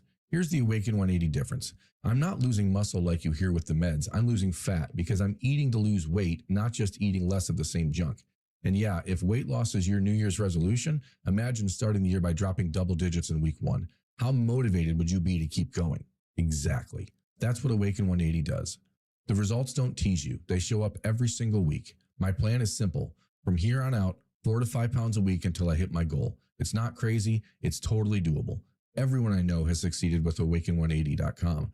Now it's my turn. Make it your turn too, online at Awaken180weightloss.com. The Lindsay Honda year-end clearance is on. Enjoy the lowest prices of the season on hundreds of new in-stock Hondas, like 2026 Civic Sport Hybrid Sedan or 2026 HR-V LX front-wheel drive. Your choice, just $299 a month, zero cash down. Remember, our goal is 100% credit approval. Shop Lindsay Honda and save big. From our family to yours, Merry Christmas. Happy Honda. Clearance on select 2025 models only. Visit LindsayHonda.com for details. FIFA World Cup 2026 is coming soon, but your opportunity to be there starts now through an exclusive offer with an eligible Bank of America Visa credit card. For a limited time, become a new customized Cash Rewards or unlimited Cash Rewards Visa credit card holder, and you will be eligible for a chance to purchase FIFA World Cup 2026 tickets. Learn more at BofA.com/cardFWC26. What would you like the power to do? Bank of America, proud to be the official bank of FIFA World Cup 2026. Bank of America NA in partnership with Visa. Terms apply. Rights reserved. Christmas is just around the corner, and if you still have gifts to buy, the best place to do that is Macy's Great Gift Sale. Get amazing deals on last-minute gifts like fine jewelry and fragrance sets, boxed and ready to give. And everything from designer bags to Nespresso coffee makers at 30 to 60% off. Plus, your Macy's is the most festive place this holiday, so come in and find everything left on your list all in one place. The Great Gift Sale ends Wednesday at Macy's. Savings off select prices. Exclusions apply. 2 hours ago, Kyle arrived at the bar. Hey, what's everyone drinking? 30 minutes ago, Kyle got his friends another round of drinks. Cheers! 5 minutes ago, Kyle decided to drive home drunk. A minute ago, a law enforcement officer pulled up behind Kyle. Sir, have you been drinking tonight? A chain of events that began 2 hours ago is about to change Kyle's whole world. Drive sober or get pulled over. Paid for by NHTSA. Fraud in government is a crime, and it robs taxpayer dollars. I'm Ohio Auditor of State Keith Faber, and my job is to catch people that lie, cheat, and steal, report suspicious behavior, and help stop fraud. Learn the red flags, speak up, and protect your tax dollars by calling 1-866-FRAUD-OH. Attack and dominate. Morning Juice is on YouTube and 10 TV Plus. Sponsored by Riverside Bank of Dublin. Join Bobby Carpenter and Tito weekdays starting at 6 or watch on demand. More Bobby, less commercials. The Fan, the ONN Daily Podcast. Get a recap of all the day's news from across the state. The ONN Daily Podcast. Listen at ONNradio.com or wherever you download your favorite podcasts from the Ohio News Network. While serving in Vietnam, a grenade took my ability to see. Today, I'm a sculptor. Now, my fingers are my eyes. I'm Michael Naranjo. As a veteran, I know the challenges of life can be great. In my art, turning a lump of clay into something beautiful, that is worth doing. Life is like that. We each must use what we can to make things better.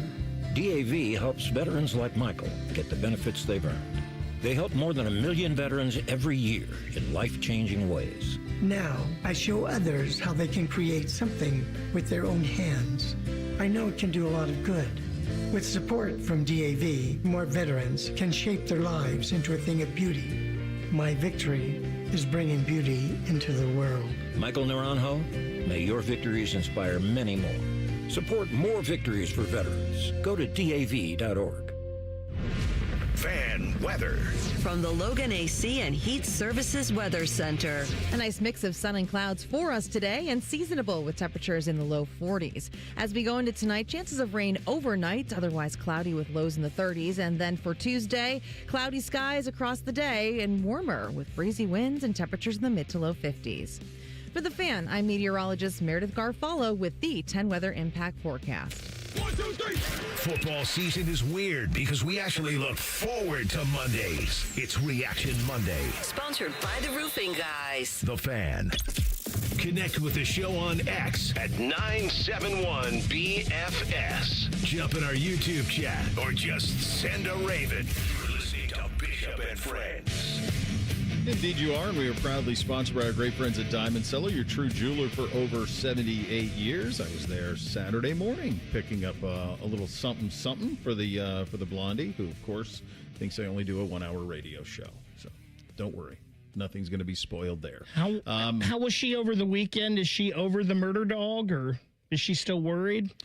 Now she's worried about some of the odors that are coming from the dog. So now she's concerned that the murdering has now led to multiple murders that are just unknown by her. This?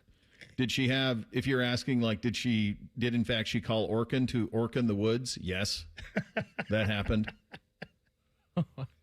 Yeah. So, yeah, if you're just catching up, Buddy Garrity killed a mouse. He brought it into the house. She called me in a panic middle of last week. It's a mouse. It's in the house.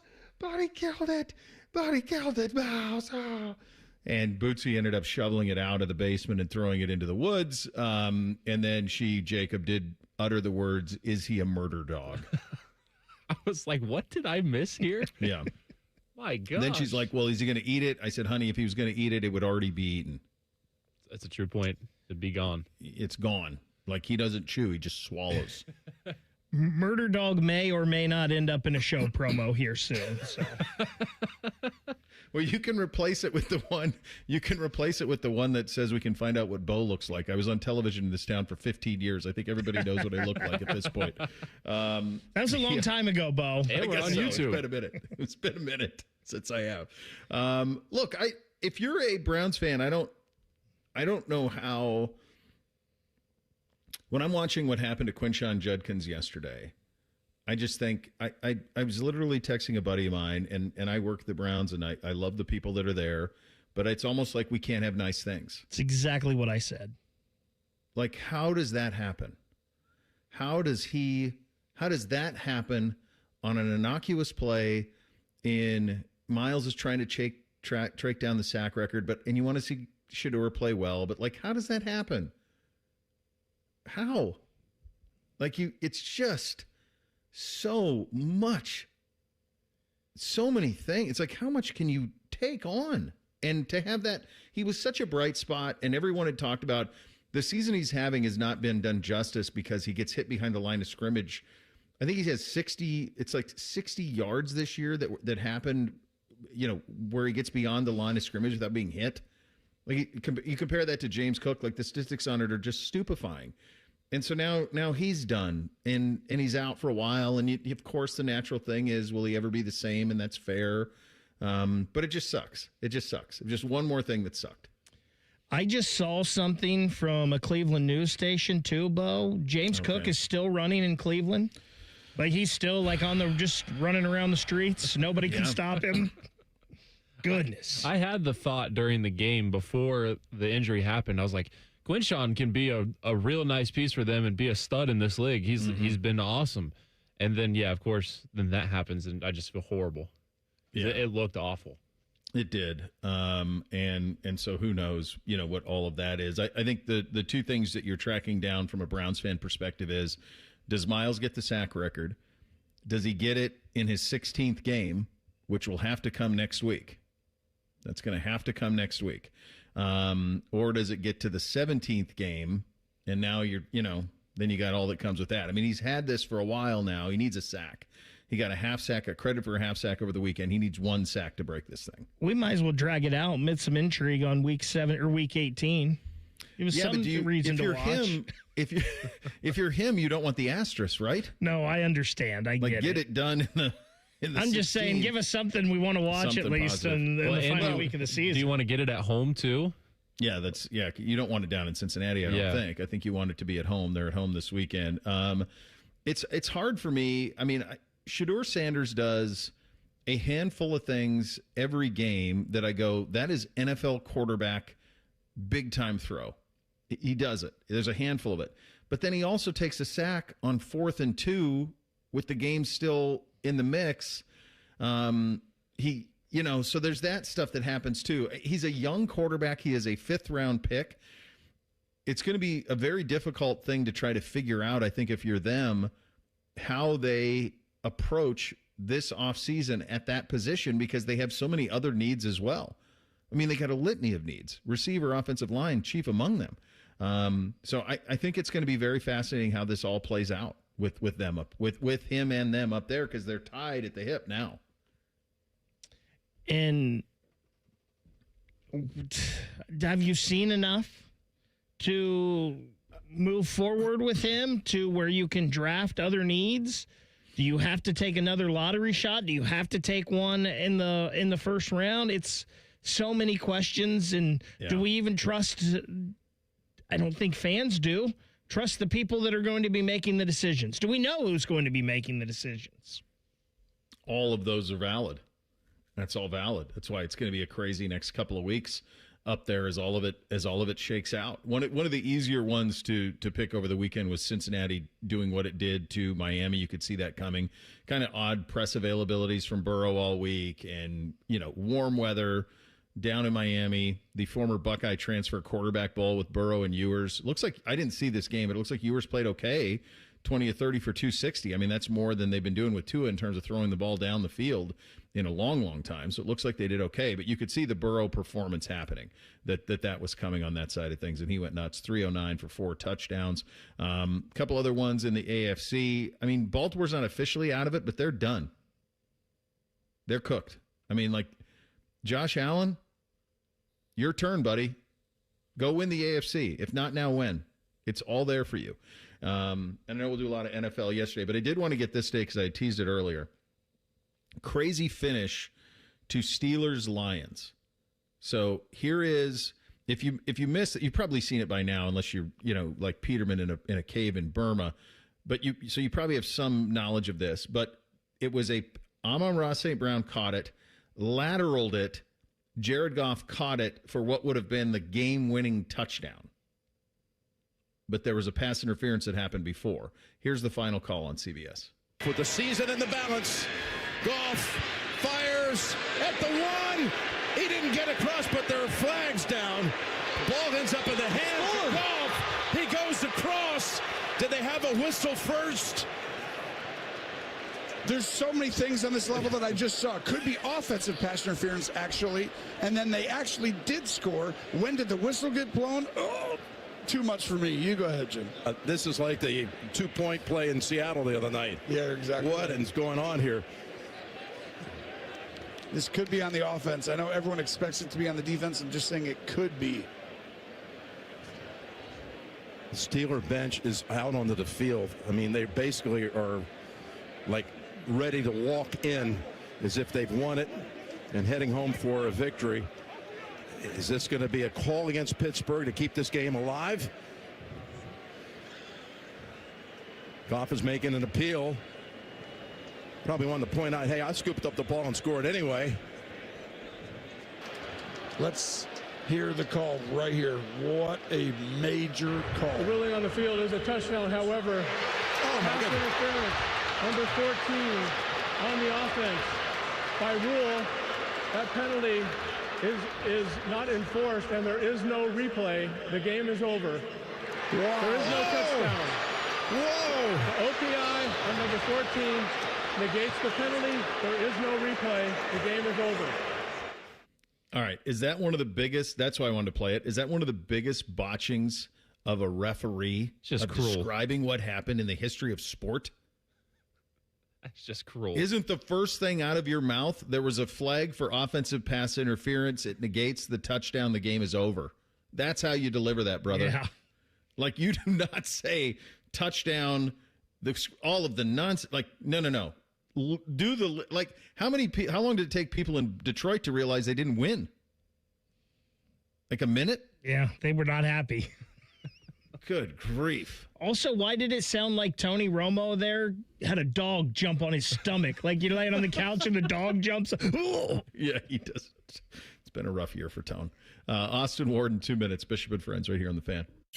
This Christmas, get a bonus AI Essentials course when you enroll in any My Computer Career IT program by the end of the year. That's a $3,900 value. Attend classes online or on campus. Enjoy lifetime job placement support and IT certifications in high demand. Go to mycomputercareer.edu today and take the free career evaluation. That's mycomputercareer.edu, an elite CompTIA certification partner. Conditions apply to AI offer and financial aid is available to those who qualify, including the GI Bill. They're trained. They're fired up. Let's do it. When you need heat, they can't be beat. They're Ohio State's undefeated heating and cooling team. For plumbing, drain, heating, and cooling, there's only one team. The Waterworks. Better care, better value, better results. Call the Waterworks at 614-232-2222 or visit them online at thewaterworks.com. A proud sponsor of Ohio State Athletics. Listen up, football fans. You won't want to miss this. Right now, new Bet365 customers bet $5 and get $150 in bonus bets, win or lose. So you could turn that $150 into something bigger when you bet on money line, spread, totals, player props. $150 in bonus bets when new customers bet $5. I know where I'm going to bet from now on. Download the app today and see why it's never ordinary at Bet365. Gambling problem? Call 1-800-GAMBLER. 21 plus only. Must be physically located in Ohio. T&Cs apply. In-app only. It's that time of year when one episode turns into just one more season, when dessert turns into dinner, and time doesn't exist until the clock strikes midnight. Wait, what time is it? It's time to finish strong. At Planet Fitness, we're not waiting for the new year to give it everything we've got. Enjoy 24-hour access at most clubs when you join for $1 down, $15 a month, cancel anytime, and pay nothing until January 17th. Deal ends December 31st. Planet Fitness. We're all strong on this planet.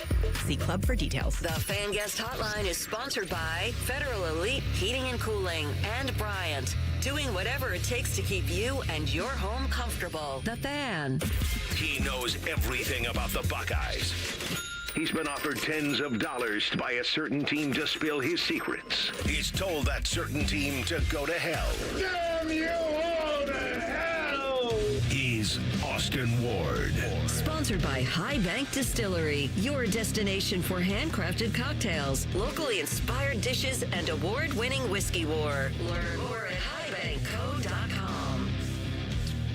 All right, buddy. We're going to get the U. We're going to get them in Dallas. We'll do so on New Year's Eve. I know you're going to be there talking to some of the principals this morning here in about 30 minutes. You may already be there at this point. What is your early read on playing Miami in the Cotton Bowl? Yes, I am in the Woody Hayes Athletic Center already, Bo. So we're going to hear from the offense here shortly at 11. For the players, no coordinator, which I think is the most interesting development out of all of them.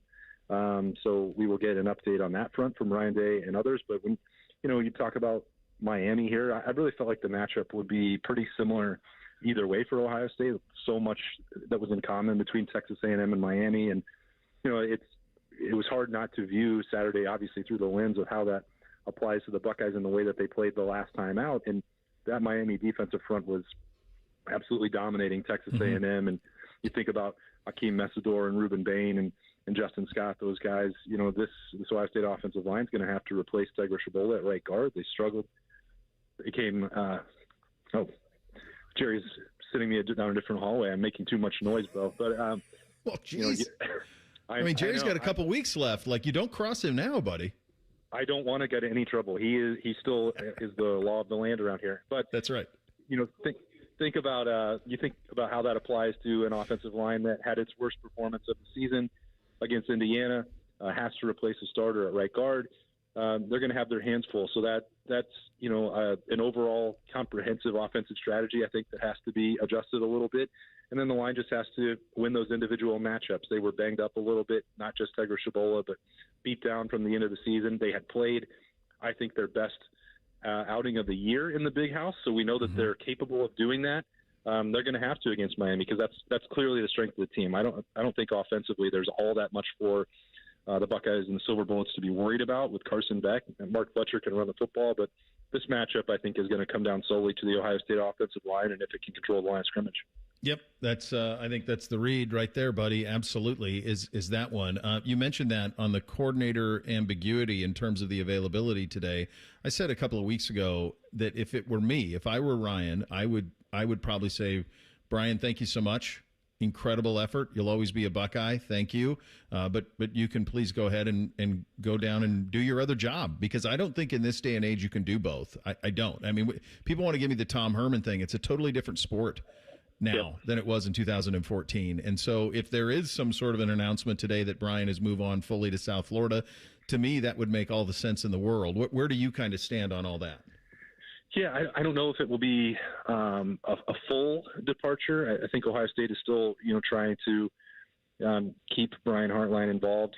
I know that he was in here over the weekend, or at least I was told that he was. I guess I wasn't here to put eyes on him myself, but I think the only reason that I mentioned this stuff about not being available is, like, once you get to this time of year, the college football playoff mandates the media protocol, and the CFP is the only governing body that actually has some teeth to it. It's not the NCAA. It's not the CSC. The CFP controls the purse strings. So if you break some of those rules, they actually do come with some consequences. So I'm anticipating some sort of explanation for why Brian Hartline is not expected to talk here shortly here in the team room.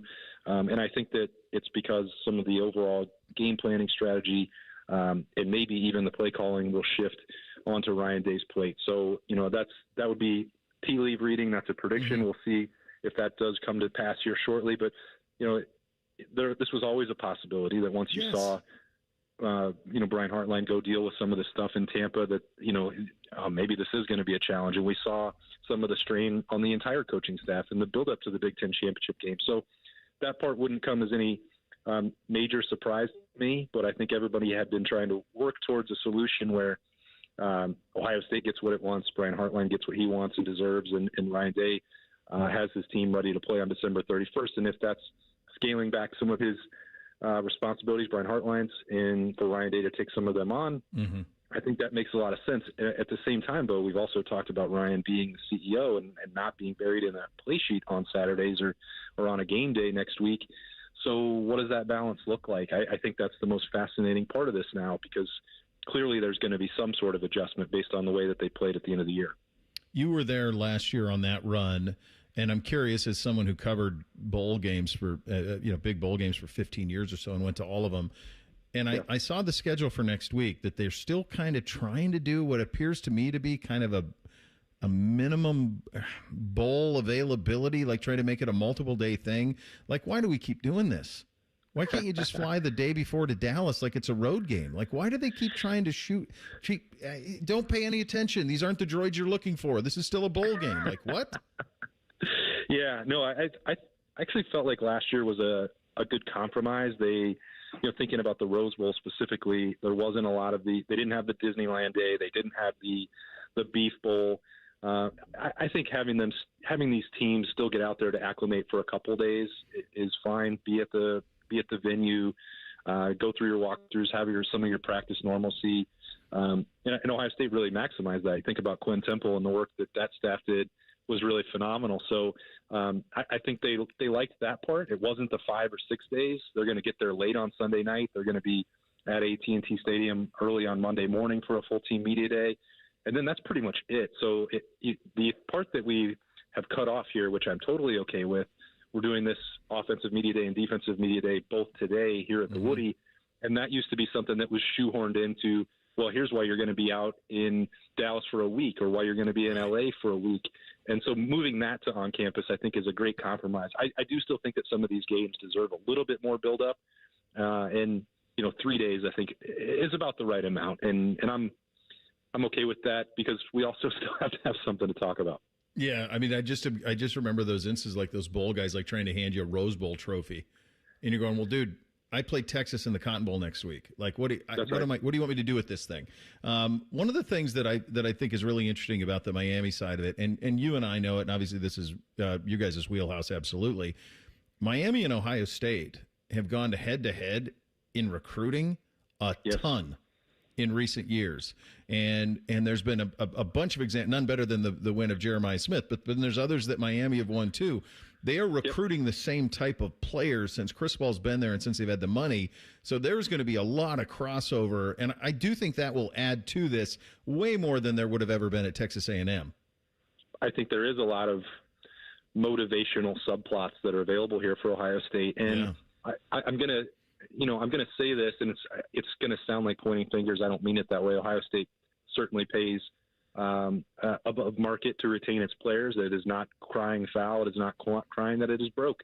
Miami has chosen an approach where a lot of their money is spent up front, and so that I think has irritated Ohio State. And Miami's not the only program that does that, but there is a lot of crossover between some of the athletes on both sides of the football that Ohio State and Miami have both been involved in. They went down to the wire, and it got a little bit more expensive, I think, with Jeremiah. But it cost them on, look at Miami's backfield with Mark Fletcher, and you look at that defensive front with Justin Scott. Those are both players that were committed to Ohio State, for a long time, that they ultimately wound up losing to the Hurricanes. So, I think that if you look around the country and you named outside of the true rivalry and in the game, programs that are irritants to Ohio State, that inside this building where I'm standing right now, that they don't fully appreciate the way that they do business. Miami is probably in the top 3 of that, and they have not played each other in a long time. Miami's frustration is that their dynasty had a wrecking ball taken to it 23 years ago, and they haven't really had a chance to atone for that. Ohio State's is that they view some of the recruiting practices down there is a little bit unseemly, or at least making their budget more difficult to manage. So if they can get a sales pitch by winning on the field in Jerry World next week, they will certainly, I think, take advantage of that. I think you're right. I think, as typical, that is the right read, my friend. Good talking to you as always. We'll hear you on the Julian press conference here when we take it in about 20 minutes. Thanks for your time, buddy. All right. Thanks, Bo. See ya. All right, there he goes. Austin Ward, The Beat with Austin Berm, and the Roosters live show on YouTube. You can get all of those things there. We'll do a little thing or not a thing up next. Bishop and Friends are here on The Fan. Through trusted relationships and national reach, CVS Health is uniquely positioned to simplify care. Learn more at cvshealth.com/investor day. This is Daily Show with Coach Jake Diebler, brought to you by Encova Insurance. 71-70, the final. North Carolina defeats Ohio State here in Atlanta. Jake, I know this has to be very disappointing. You also have to love the effort you guys put forth to come back and get into this basketball game the way they did. Yeah, listen, I mean, we were in this situation again, and the disappointing thing is the way we practiced yesterday and the day before, heading into this game, for us not to come out, play with the same just kind of aggressiveness, confidence, is disappointing in the first half. But love the response of our team. We got a little uneasy there in the stretch, down the stretch. Didn't quite execute what we practiced every single day. So that's a little disappointing because we had the game right in our hands. But I mean, love the fight and the toughness of our team. But it's a huge opportunity we let slip away. All right, we'll have another comment in just a moment. Hi, I'm Archie Griffin, 2-time Heisman Trophy winner. The right coverage can be a game changer, both on and off the court. That's why Encova Insurance and their local independent agents are prepared for what's next and protect what matters most to you. Whether that's your home, car, business, or family, Encova's got your back with a policy that fits you perfectly. With local independent agents in your neighborhood and innovative insurance products that can be tailored to fit your unique needs, Encova's playbook is an easy win for your peace of mind. Basketball is full of challenging shots, and life can be too. With Encova, you don't have to do it alone. Your expert agent will guide you and provide insurance solutions so you can confidently manage your risk and count on a financially secure future. For auto, home, and business insurance, you want Encova on your team. Visit Encova.com today to find an agent near you. Encova is a proud sponsor of Ohio State Athletics. Go Bucks! 71-70, North Carolina defeats Ohio State. Coach, I know you worked on the press breaker yesterday and also went over it again this morning. Just take us in that last possession there. What was instructed? What happened to cause that turnover? Yeah, we executed the initial entry really well. And then when we made the second pass, we started dribbling and left our feet, got in the air. Then the ball got tipped around, ended up back in our hands. And, I was over there. Obviously, I can call timeout. I'm trying to call timeout when we started kind of the dribbling got out of control. Ball hits in our hands. We have possession. Rest said we didn't have possession. We had possession while I was calling timeout. They didn't award it, and we just kind of tossed it, the other way, and just lost our poise for a second. And we didn't have quite the execution on the second and third trap with our outlets, Ron. So, we certainly got to be better in that situation. We've got to get some free throws out of that. Okay, this is the Ohio State Sports Network from Learfield. Toyota-thon is on. Get in the spirit of the season with a new Toyota. Now through January 5th, get 4.75 APR financing on remaining new 25 Corollas and Corolla hybrids. Excludes GR and Corolla Cross. Or lease a gas-powered 26 Corolla LE for $199 a month for 39 months with $36.99 due at signing. With approved credit through TFS. Tax, title, and license extra. Call 1-888-36-TOYOTA for details or go to toyota.com. Toyota, let's go places. 'Tis the season to be hungry at Roosters. That's why for every $50 spent on Roosters gift cards, you'll receive a $10 Rooster Buck back in your stocking. May your holidays be filled with friends and family, love and laughter, and of course, Roosters Wings. Go to roosterswings.com today or drop by any Roosters location to purchase your $50 holiday gift cards and receive a $10 Rooster Buck in return. Happy holidays from all of us at Roosters. Roosters, a fun, casual joint. FIFA World Cup 2026 is coming soon, but your opportunity to be there starts now through an exclusive offer with an eligible Bank of America Visa credit card. For a limited time, become a new customized Cash Rewards or unlimited Cash Rewards Visa credit card holder, and you will be eligible for a chance to purchase FIFA World Cup 2026 tickets. Learn more at BofA.com/cardFWC26. What would you like the power to do? Bank of America, proud to be the official bank of FIFA World Cup 2026. Bank of America NA in partnership with Visa. Terms apply. Warrants reserved. Christmas is just around the corner, and if you still have gifts to buy, the best place to do that is Macy's Great Gift Sale. Get amazing deals on last-minute gifts like fine jewelry and fragrance sets, boxed and ready to give. And everything from designer bags to Nespresso coffee makers at 30 to 60% off. Plus, your Macy's is the most festive place this holiday. So come in and find everything left on your list all in one place. The Great Gift Sale ends Wednesday at Macy's. Savings off select prices. Exclusions apply. Bishop and Friends is sponsored by Diamond Seller, your true jeweler for over 75 years. The Fan, Ohio sports destination. 10 feet tall and bulletproof isn't just a saying, it's a way of life. You're listening to Bishop and Friends. All right, time for a little thing or not a thing on a Monday. Hit it, fellas. Thing or not a thing. Sponsored by Billiards Plus. Find your next grill and everything you need for the master griller. Billiards Plus on Dublin Center Drive in Dublin. This breaking here in the last 30 to 40 minutes or so, Pete Thamel was reporting that North Carolina is set to hire former Arkansas, Louisville, and Atlanta Falcons head coach Bobby Petrino as Bill Belichick's next offensive coordinator. Thing or not a thing? I mean, they're just laughing at us, right? Come on. You saying they're Jake Paul? I think just so. Just laughing at us? I think so. That's kind of what I think's going on. Oh, my God. Petrino's a Montanan. Legendary high school, college coach. His dad was a longtime coach at an NAI program out there that was a little bit of a powerhouse. Really a kind of a first family of football in the state, but he is the black sheep of that. Oh, my gosh. That's crazy. It's obviously a thing. Is there any scenario where they win anything while he's there of circumstance? I just can't imagine. Get this clown show out of Chapel Hill. What are we doing? Just ridiculous. Wait, can we just understand that? Yes, I know there is a lot of money that can be there with the football program, but why don't we take that seriously then and not have Bill Belichick running the program? Go after somebody younger that you can build off of a little bit, or just focus on that you are a basketball school and understand that. If Bill Belichick was your father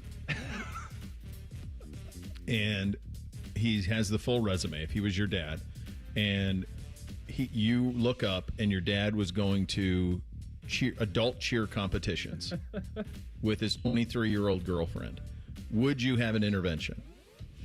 I feel like you have to. Right? I think it could be, Dad, look, I get it. I get it. But what are we doing, man? You have accomplished so much in life already. Why are you putting this kind of image on yourself? Why, man? I mean, I don't know. 23-year-old girlfriend, that might be a point of pride. Who knows? Jeez. Pops and I are having a chat, if that's the case. Arizona State head coach Kenny Dillingham has signed a new 5-year contract that will average nearly $7.5 million over the course of the deal. It takes him out of the conversation to be Michigan's next head coach. Dillingham said Saturday that he never got offered the Michigan job, adding that his agent handles communication and that it never got to that point. The new contract prioritizes resources for Dillingham's staff as the salary pool increases to $11 million, which puts it near the top of the Big 12. The deal remains for just 5 years, as longer ones are not allowed by Arizona state law, but there are incentives to extend the contract up to 10 years. Thing or not a thing? Well, good job out of Arizona for putting a cap on public employees and the amount of time that they can have those jobs. It's a great job out of the state on that.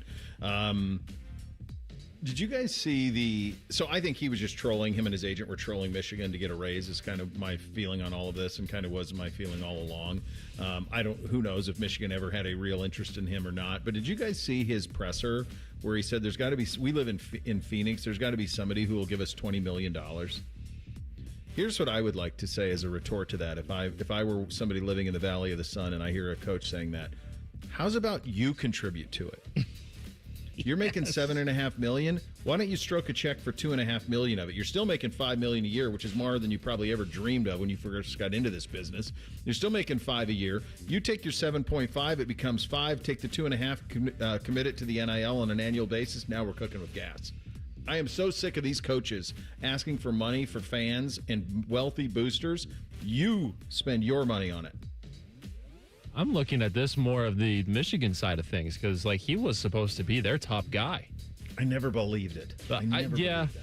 But it's now like we've talked a lot about the schedule and how messy it is, and it's like if this was your top guy, what are you do? Then you had Kalen DeBoer, and that's kind of shot down. Like, what are you going to do now?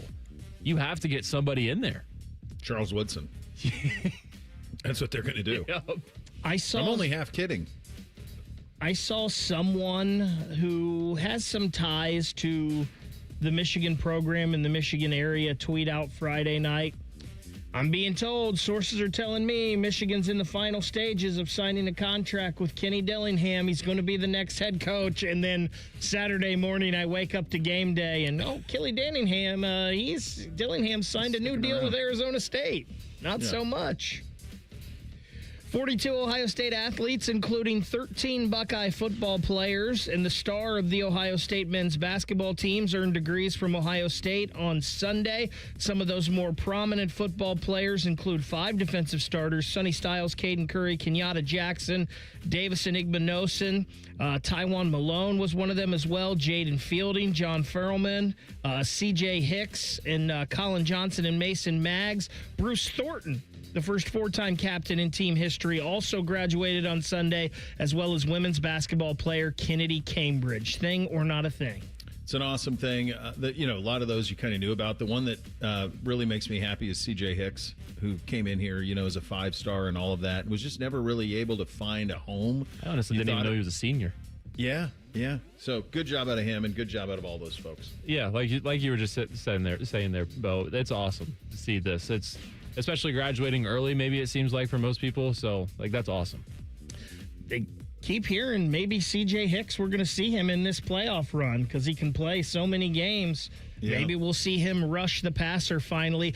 This one also just coming down. Another one real quick we'll get in here. Former Buckeye quarterback Air Noland is hitting the transfer portal for the second time. He is going to leave South Carolina. Thing or not a thing? Boy, I fear. You think about it. I mean, it's nobody's fault, but it's everybody's fault. He was one of the centerpieces of their recruiting class. Julian Sayin became available. Julian Sayin was better. They went with Sayin. I agree with all of that. The way that it happened, I understand why you do it, all of it. But then that kid goes on a free fall. He's here for a year, then he transfers to South Carolina. The thinking being that Lenora Sellers, well, surely he's going to go to the NFL. Well, Lenora Sellers didn't go to the NFL, and he's back for another year. And so now Aaron Oland has sat and watched for 2 years of football. He's been compensated, I'm sure, very well. But now he has to find a place where he can go be developed. And I don't even know where to begin on where that is. But this isn't a Raiola situation. I feel for the kid. Yeah, I'm just wondering like what he's looking for in this, because like you can't expect to go to some high level program. I mean, like South Carolina's no Ohio State, but I feel like you maybe even go a little bit lower now than South Carolina. And I don't know. I would. Yeah, I'd go play. I'd go a place I could play. Yeah. I don't know why, but when I heard this, Brian Hartline's going to need to looking for a QB. His is entering the transfer portal. Well, and there's obviously no restrictions with the transfer portal. Like go play somewhere and have a great year, get developed, and then throw your name back in the portal to go somewhere higher up.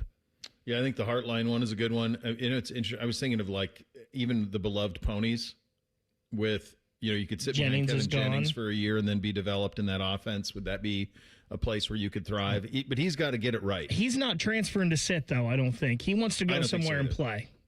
Yeah, so Hartline's probably the best example of that one.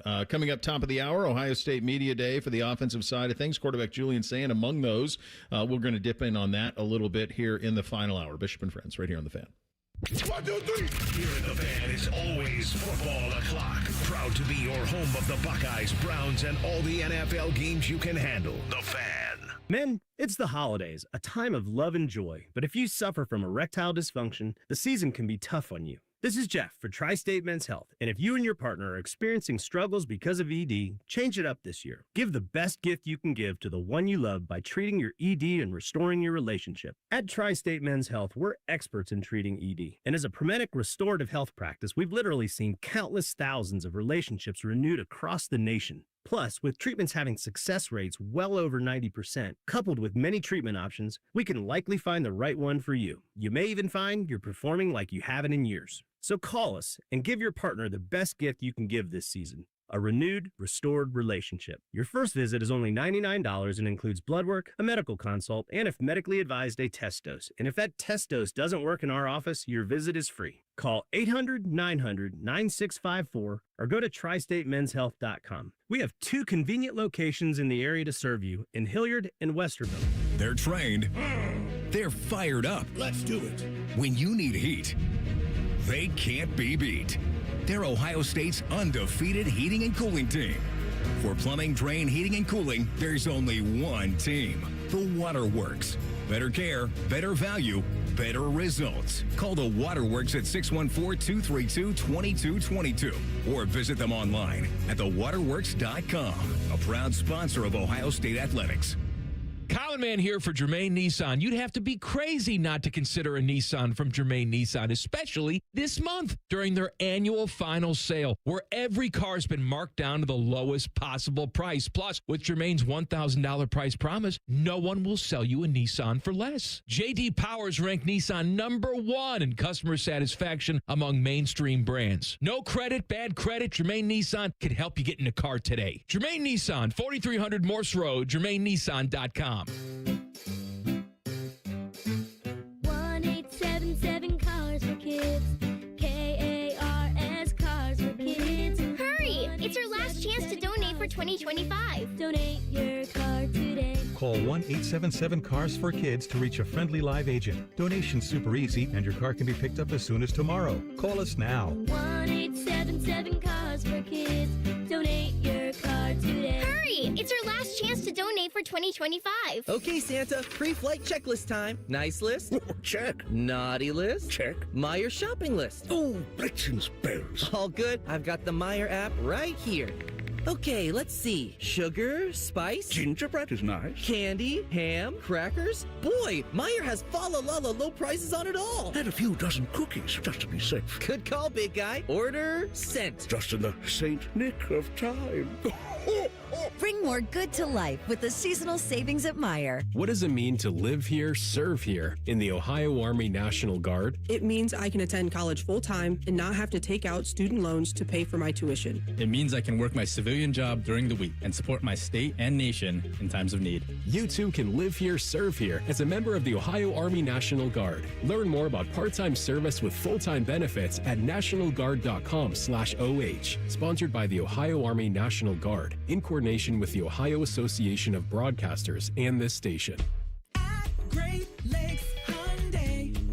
The savings are so good. These savings are so good. Right now, get low lease payments on every model, like a new 2026 Elantra SE for just $119 a month for 24 months. Plus, get owner assurance and America's best warranty, a 10-year, 100,000-mile powertrain coverage. Go now. Columbus or Dublin or glexhyundai.com. With approved credit, $39.95 down plus taxes, fees, first month payment. 12 miles per year, ends 1/2/26. Broadcasting from the Lindsay Honda Studios. Honda makes the cars. Lindsay makes the difference. Visit lindsayhonda.com. WBNS-FM, HD1 Columbus. Good morning, I'm Ryan Baker. We now know that Ohio State will play Miami in the Cotton Bowl on New Year's Eve. The U beat Texas A&M on Saturday to advance in the college football playoff. Other first-round winners this weekend, Alabama, Ole Miss, and Oregon. Ryan Day will speak to the media today at noon. Former Arkansas head coach Bobby Petrino is set to join Bill Belichick's staff at North Carolina as their new offensive coordinator. Former Buckeye quarterback Aaron Nolan is hitting the transfer portal for the second time and leaving South Carolina. The Cincinnati Bengals knocked off the Miami Dolphins 45-21 yesterday. The Cleveland Browns close, but not quite. They lose to the Buffalo Bills 23-20. More importantly, Quinshon Judkins will miss the rest of the season with a dislocated ankle and fractured fibula. And the Columbus Blue Jackets back in action tonight. They're in L.A. to face the Kings at 10. You can hear that right here on The Fan. The perfect show for quarter zips and khaki shorts. You're listening to Bishop and Friends. Indeed you are. Final hour of the program. Let's head up to the Woody Hayes right now. Julian Sayin among those at the podium. Let's have a listen. There's some great players, so it's going to be a tough challenge for us. Front row there, Joey. Julian, for the defense in Miami that can get after the quarterback the way they do, what does that create you? What does that do for you and sort of what you need to do in that sort of matchup? Yeah, just as a quarterback, have to be, extremely quick in your decision making, and you can't be holding on the ball forever, and putting our offensive line in stress. So just being on point as a quarterback is gonna help our offense stay on schedule. Over here at Cameron T. Robinson. Julian, just how different were these last 2 weeks off, and what did you guys do practice-wise? How did you kind of prepare for when you thought when you were trying to pick between two different teams and then finally? Yeah, it's a little bit different, being off, not playing, but we've been practicing, and it's been great to practice against our defense, the best defense in the country, practice against Coach Patricia and those guys. So it's been challenging, and they brought the best out of us these past couple weeks, just playing against those guys. Steven. Last year, you got to see Will go through this playoff run, and he was at his best in these games. What did you learn and take from him, watching him prepare for each and every single one of these playoff games that allowed him to have that level of success when he was playing at his best in these games that you can apply to yourself as you go into this now? Yeah, I think just seeing him, the way he prepared last year in the playoffs, and was able to play his best football when it mattered the most. And as a quarterback, and as Coach Day always says, the best players are their best in the biggest games. So that's definitely something that we got to do going forward. Jeremy.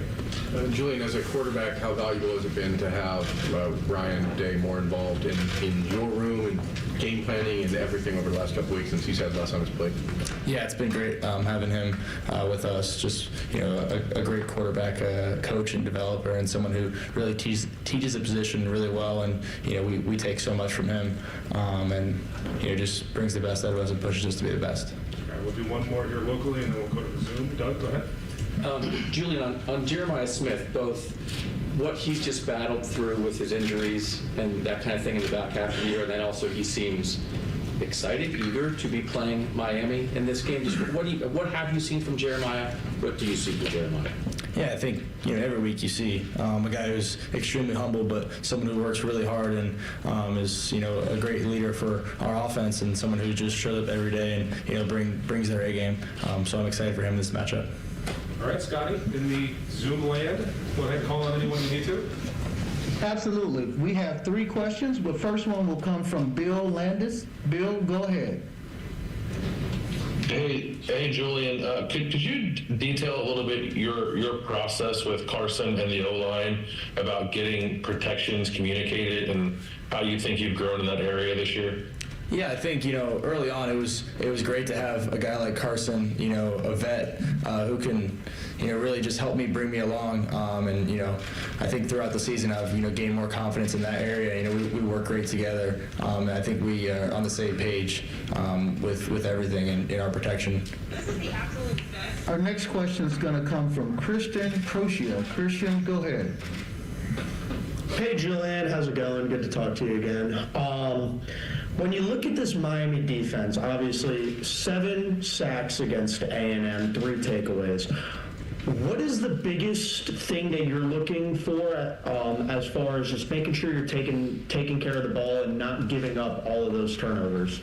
Yeah, they're a really good defense, and they're really well coached, and they last game they obviously created a lot of turnovers, so it's going to be important for us to take care of the football and not put our team in a bad situation and put our defense in any bad spots, because we have a lot of trust in our defense. We have a great defense, so I think just taking care of the football is going to be extremely important in this game. Our final question from Zoom will come from Brandon Stone. Go ahead, Brandon. There we go. All right, good. Can you hear me, sir? Yep. Julian, first off, next time somebody asks you about any award you won in San Diego, you can say silver pigskin and full. It's okay. You're allowed to. I got 3 questions here. First one would be, just could you talk about your experience in New York and being around all 3 of those guys and living the life of a superstar? Yeah, it was a great experience in New York, and was honored to be out there, and really grateful for the opportunity. And it was just a testament to the community that we have here at Ohio State, and the players around me. So it was awesome. But it's we're back to work, and we're excited about this next matchup.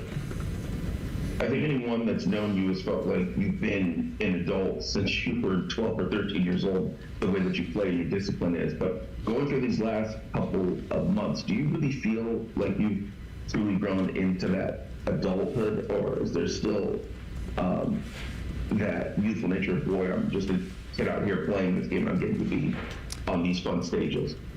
Yeah, I think it's just being a kid and playing the game I love. Growing up, I always wanted to play on the biggest stage and play in front of hundreds of thousands of fans. So it's been awesome this past season, and I think just developing and gaining confidence throughout each week, and just building that into next week. All right, Mike. Okay, back locally, we'll go to Bill right in the front row. Julian, you've been sacked only 6 times going into the Indiana game. Got sacked 5 times. When you watched the tape of that, what did you see? What have you worked on? Both you, linemen, running backs, whoever. Yeah, just as an offense, we have to execute better. A lot of it's on me. I gotta can't hold on to the ball as long, and get the ball out of my hand and keep us on schedule. When we get sacked and getting those 3rd and long, 2nd and longs, it makes it tougher on our offense. So just being able to keep us on schedule and get us into the right play. Hey, Bill. Julian, when you were named starting quarterback in camp, like everybody knows the team goals. I'm curious your personal expectations for yourself. If you could think back to camp, what were your expectations for you personally? Yeah, I think as a quarterback, I expect a lot out of myself, and I'm hard on myself. If I make a mistake, I'm hard on myself, and I'm the first one to put it on me. But I think just it's been a great season, and I'm just excited for it to continue. Yeah, you 2 quickies. Do you notice a specific player when you come to the line of scrimmage, like Reuben Bain, number 4? Will you keep your eye on him? I mean, how do you prepare for a guy like that? And then number 2, specifically, what did you learn from Will Howard? Did he step up more as a leader as that went on? Did he watch more video? Just what did you see specifically from him maybe changed as y'all got into the playoffs? Yeah, for the Will part, I think, you definitely saw the leadership aspect from him in the playoffs, and then just the preparation aspect, and just knowing where he's going with the football every play. And then, for the other question, I think, when you come up to the line of scrimmage and they have two really good edge rushers, so you definitely have to be aware of them because they can cause a lot of problems for you as a quarterback, and just being aware of them and, knowing where we have to go with the football. Yeah. Dylan Dix. Doug, go ahead. Julian, you've talked a couple times just now about holding on to the ball too long. Are there some plays that you're thinking about where you felt like you did that, or in situations where you maybe feel like you've done that? What causes it, do you think? Yeah, I think, it's you're kind of hanging on for a play and thinking it's going to be there, and then you're waiting and waiting. But we just got to get the ball over hand and check it down if it's not there. And so there's definitely some bits of plays like that this season where I think I could have just done a better job in helping us stay on schedule as an offense. What's that? That's a balance for a quarterback of trying to hang in, maybe waiting for a bigger play to develop versus just get rid of it. Yeah, there is. Because sometimes you're waiting. You might have a big shot down for you're waiting, but sometimes we can just get the ball over hand. We see it. Let's get it out now. Let's get the ball and get 5 yards and move on to the next play. All right, Julian, thank you very much. Thank you. Thanks, Junior. All right, there you go. Julian Sayin at the podium up at the Woody Hayes addressing, we got a Cotton Bowl that's going to be played next Wednesday.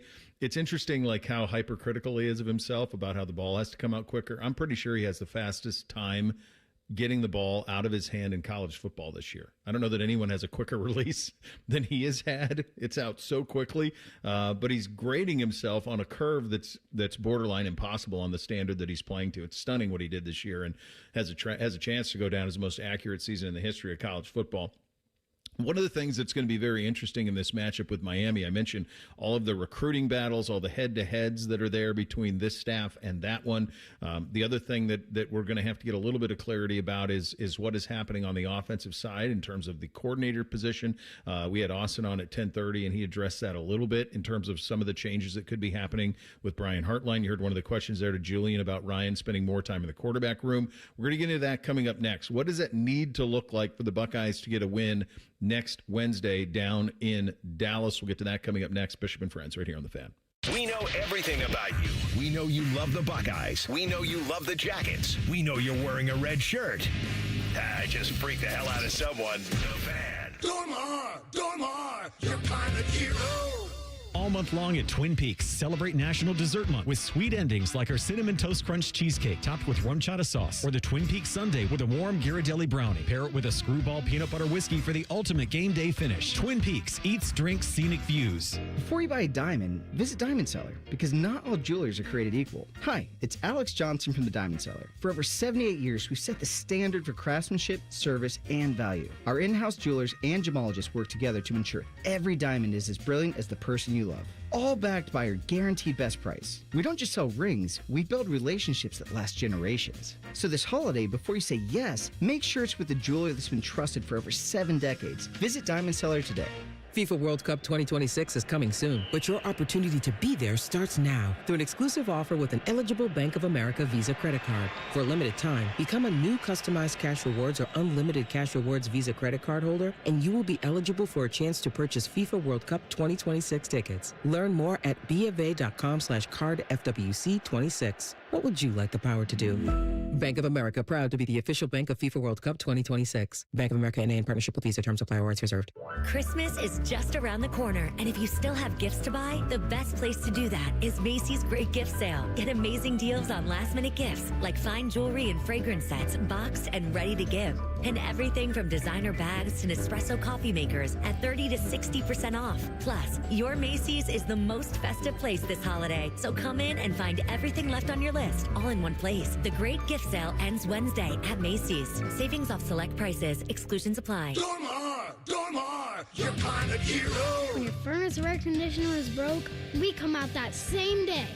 Dormar, Home the Tin Man. Listen up, football fans. You won't want to miss this. Right now, new Bet365 customers bet $5 and get $150 in bonus bets, win or lose. So you could turn that $150 into something bigger when you bet on money lines, spreads, totals, and player props. $150 in bonus bets when new customers bet $5. I know where I'm going to bet from now on. Download the app and see why it's never ordinary at Bet365. Gambling problem? Call 1-800-GAMBLER. 21 plus only. Must be physically located in Ohio. Terms and conditions apply. In-app only. Shop Meijer and bring more special savings to your family's holiday season. Savory Meijer's Spiral Sliced Half Ham is now 79 cents a pound with M-Perks. Limit 1 per customer, no clipping necessary. Russet potatoes are just $1.49 for a 5-pound bag. And Land O'Lakes butter is $3.49. Complete your holiday meal with Meijer brand hot deals on select varieties of Meijer canned vegetables, only 49 cents each. Make the holidays a good deal better with low prices and Meijer brand hot deals. Exclusions apply. See all deals in the Meijer app. Hello, it's John Kozik, founder and president of TurboTrack Realty, and I buy real estate as is, fast for cash. Give us a call today for an all-cash offer at 614-472-2000, 614-472-2000. I buy vacant properties, inherited homes, divorce situations, death in the family. I even buy my tenants won't pay me the rent houses. Give us a call today for an all-cash offer at 614-472-2000, 614-472-2000. All your favorite and least favorite fan shows are available wherever you get your podcasts. Just type in 971 The Fan to the search bar and hit that subscribe button. It's free. We're the land of the free and the home of the sunburnt, freckled fat guy. Do it now. At the Ohio Lottery, we make Keno fun. Your way. That means every few minutes across Ohio, 20 out of 80 possible numbers are randomly picked. And if some of the numbers you picked match, voila, you're a winner. Keno doesn't require you to know a single thing about sports skidball or overs, unders, pluses, minuses, or lines, or whatever else. Keno is as simple as, did some of my numbers match? They did? Great. You just raked in some dough. There are more than 20 hours of Keno draws every day and thousands of places to play statewide. Lottery players are subject to Ohio laws and commission regulations. Play responsibly. You know a thing or two about the moments in life that matter. You've seized those moments to embrace joy, accomplish great things, and build meaningful relationships. Is it time now to sit back and reflect on a life well lived? Maybe. Or maybe there's more to be done. Maybe this is the most important moment you've encountered yet.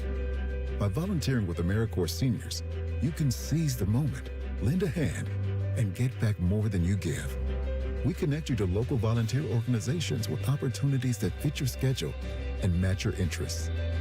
Through AmeriCorps Seniors, you can support people in times of need and make your community stronger. You can become a companion to your older neighbors, brightening their days with friendship. You can even become a mentor for young people, serving as a role model and enriching their lives. Are you ready to seize your moment? Visit AmeriCorps.gov/yourmoment and get started today. Fan weather. From the Logan AC and Heat Services Weather Center. A nice mix of sun and clouds for us today and seasonable with temperatures in the low 40s. As we go into tonight, chances of rain overnight, otherwise cloudy with lows in the 30s. And then for Tuesday, cloudy skies across the day and warmer with breezy winds and temperatures in the mid to low 50s. For The Fan, I'm meteorologist Meredith Garfalo with the 10 Weather Impact Forecast. The only thing better than watching football is talking about it. So we invented Reaction Monday. Sponsored by the Roofing Guys. The Fan. The friends are the guests and listeners. Reeser and Baker just work here. Back to work. Back to work. Everybody. Work, work, work, work, work, work. You're listening to Bishop and Friends. And get ready to play, win, and celebrate big at Eldorado Scioto Downs, your ultimate Caesars Rewards destination. With Caesars Rewards, you can earn rewards every time you play, stay, dine, or shop. Not just here, but over 50 Caesars Rewards destinations across the United States. From unforgettable getaways to incredible culinary experiences, members enjoy exclusive perks and benefits that make every visit worth it. And at Scioto Downs, the excitement is nonstop. Take your pick. More than 1,700 of the hottest new games. Sip on award-winning craft brews at the Brew Brothers Microbrewery, or dive into Guy Fieri's Trattoria, home of the out-of-bounds 68-layer lasagna, and the energy just keeps building. Scioto Downs has been chosen to host the prestigious Breeders' Crown in 2026. That's 12 championship races. It's one of the biggest events in harness racing. It's coming right here to town. So come experience the action, the rewards, and the unforgettable moments that are just waiting for you at Eldorado Scioto Downs, a Caesars Rewards destination where the rewards never stop. Must be 21 or older. older to gamble. Gambling problem, call 1-800-589-9966. Visit Caesars.com/Soda Downs for details. I covered Brian Hartline when he was here. I watched in awe as he took over the wide receiver room like a hurricane and recruited like a maniac and developed probably, I think you could make an argument that the receiver room during Brian Hartline's tenure here was the best any position group has been in the history of the program. And there's a long history, but it's there. It's right there. You know, there's sometimes you could look at the corners when that stretch was incredible. There's some defensive end stuff with Larry Johnson that's really great. Certainly there's some running back rooms that were incredible. I don't know that you have one, though, that was better in terms of recruiting talent, developing talent, and then getting that talent to the next level the way that it was during Brian's run here. I think it really is right there. It's probably, Bob could weigh in on it. Somebody who who played here could weigh in on kind of the value of that. But I think it's certainly on a very short list of most impressive position coach jobs that's ever been done. So I say this acknowledging all of that. I just don't think in this day and age you can do two jobs. I don't. I remember I had Ryan on in sort of in July of 24. And we were talking, it was at that opening practice thing they did, and I asked him, like, how many true days off did you get this year? And it was about 5. About 5. Truly, days off. About 5.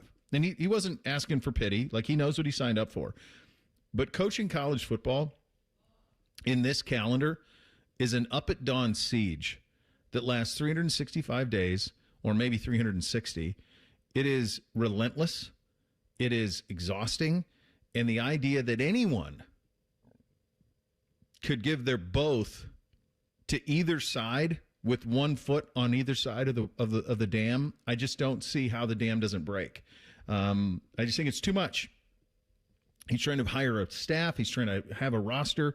I know that he offered in Ohio State. It's Jeremiah Smith's little brother, and I certainly saw that. That doesn't concern me as much. Him recruiting guys on the back end of a recruiting class, I know some people have issue with that. I just think, like, how can you do two jobs at once? And I just doubt that there's an ability to do so at the level that's required to win a national title. So Ryan's going to talk, I think, today at some point, right? Do we have that? Ryan will be at noon. Okay. But I know we have the Jake Diebler show, so we won't be able to air that here. But I think that's I'm curious to see how that's addressed, because I just don't see any scenario where you can do both, guys. And let's be perfectly honest. The transfer portal opens January 2nd. That's a disservice to South Florida if he's not totally focused on that and building his roster moving forward. I also don't know how there's not at least discussions, right? Like, Bryson Rodgers entered the transfer portal. I think everybody around here thinks he's just going to South Florida. He's a Florida kid. He's got a relationship with Brian Hartline. He'd probably go down there and be their number one receiver right now. I don't know if that's happening or not. I don't know if that's the case, but I don't know how there's not those conversations a little bit. Like, somebody like say a Damarian Witten, a kid who came down from Glenville. How is he like, well, I haven't been playing. I don't know where my spot is. Like, how do you talk to your wide receiver coach about that and it not come up? Like, hey, I'm going to come with you, coach, or whatnot. Right. So I think it is, whether we think anything is going on maliciously where he's trying to take people with him from this roster, I don't know how that doesn't come up and how that stuff isn't there just naturally.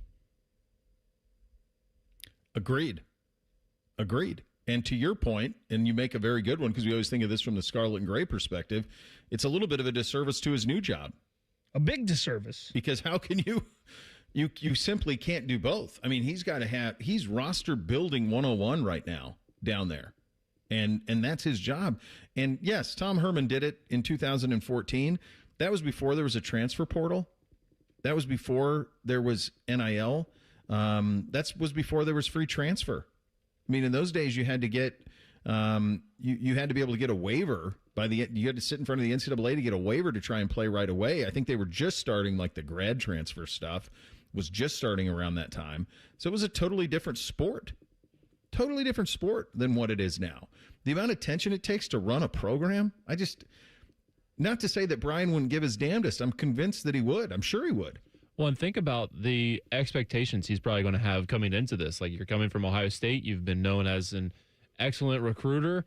And, like, how are you going to be in your first year then? And if you aren't giving yourself enough time and enough attention to build a quality roster that you can put out there, like you're going to have people worried right from the get.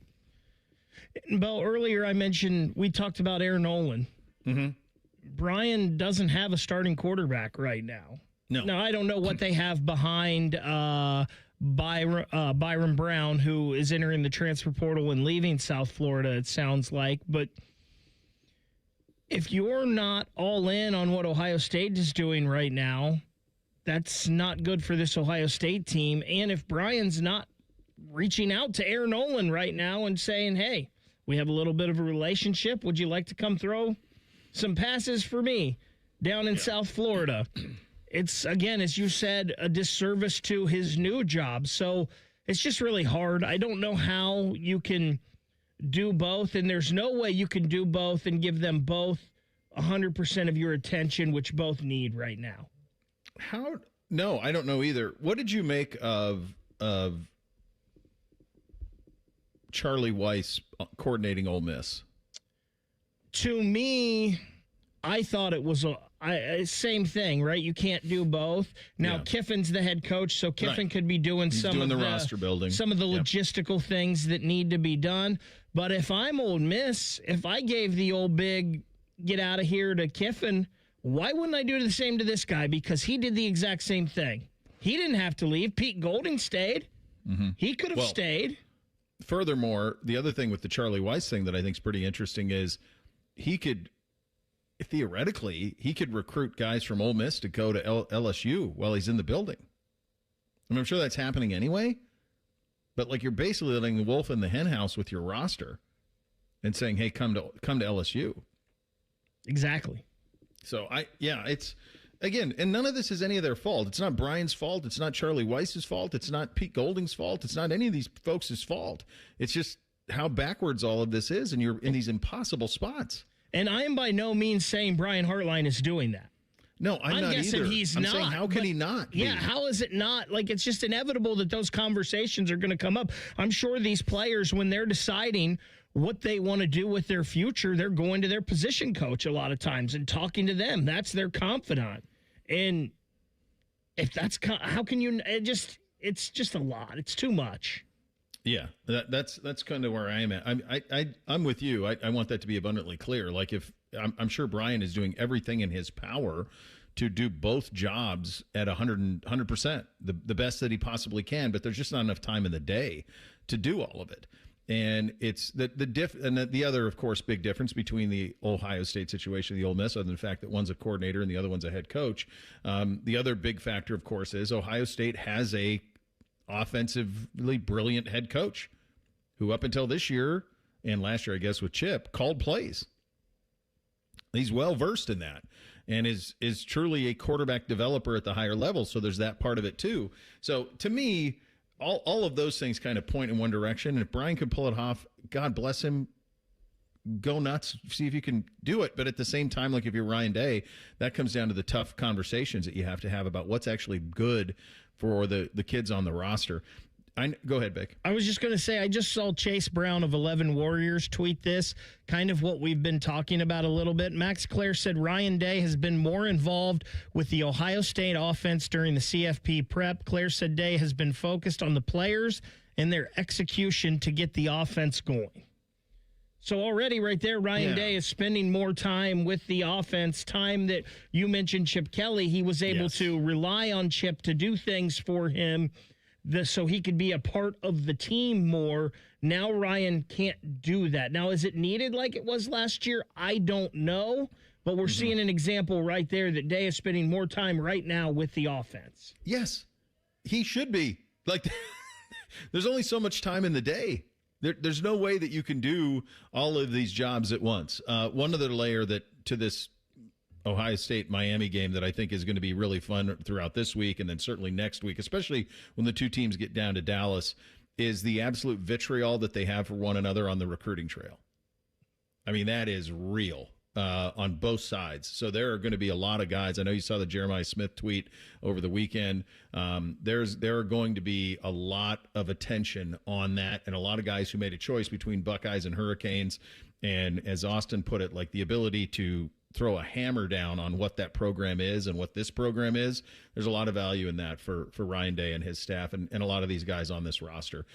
Jackets back at it. They are on the West Coast against the Kings tonight. A little bit of Shelley time coming up in 2 minutes. Bishop and Friends right here on The Fan. Men, we hear it all the time. A man comes in to get his erectile dysfunction treated, and very soon thereafter, he tells us that his relationship is renewed. This is Jeff for Tri-State Men's Health, and you should know that ED doesn't just affect you, it also often affects your partner. They can feel undesired, unwanted, they may even feel like you don't love them anymore. At Tri-State Men's Health, we've successfully treated thousands of men for ED with protocols that have success rates as high as 90%, which means if you're like most men, we can get you back to the guy you used to be. You could even last up to an hour or more and find you're performing like you haven't in years. So call us today and give your partner the gift of renewed love. Your first visit is only $99 and includes blood work, a medical consult, and if medically advised, a test dose. And if that test dose doesn't work in our office, your visit is free. Call 800-900-9654 or go to tristatemenshealth.com. That's tristatemenshealth.com. We have 2 convenient locations in the area to serve you in Hilliard and Westerville. Tri-State Men's Health, a Promenic restorative health practice. Bet365 is paying out before the final whistle. Check out Bet365's unrivaled early payout offer. When you bet on a team to win and they take a 17-point lead, you get paid no matter the final score. Forget the final whistle and start counting that cash. Hold up. You get early payout on parlays, too. Download the app and see why it's never ordinary at Bet365. Gambling problem? Call 1-800-GAMBLER. 21 plus only. Must be physically located in Ohio. T&Cs apply. They're trained. They're fired up. Let's do it.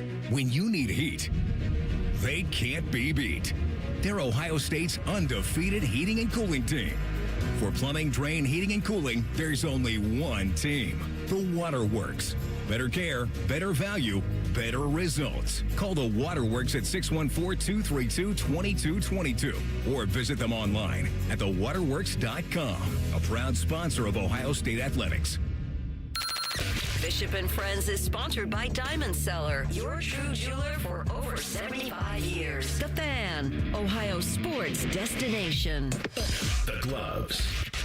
Shelley Time. Sponsored by Midwest Cards. Experience collecting in a whole new way. All right. Give me what you're looking at. What's the weather? What's your view? Well, currently in Los Angeles, it is, 65 degrees, I think.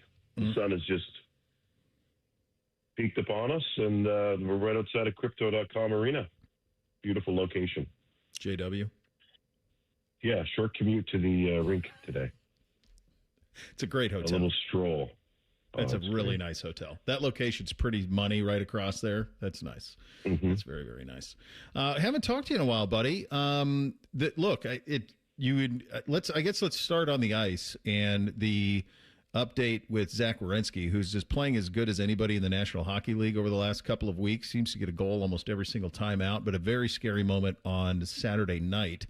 What can you tell me about where that all stands today? Yeah, I mean, the last we saw Zach, he was crawling towards the bench in Anaheim after taking a shot block in a game that the Blue Jackets are trying to push back again. And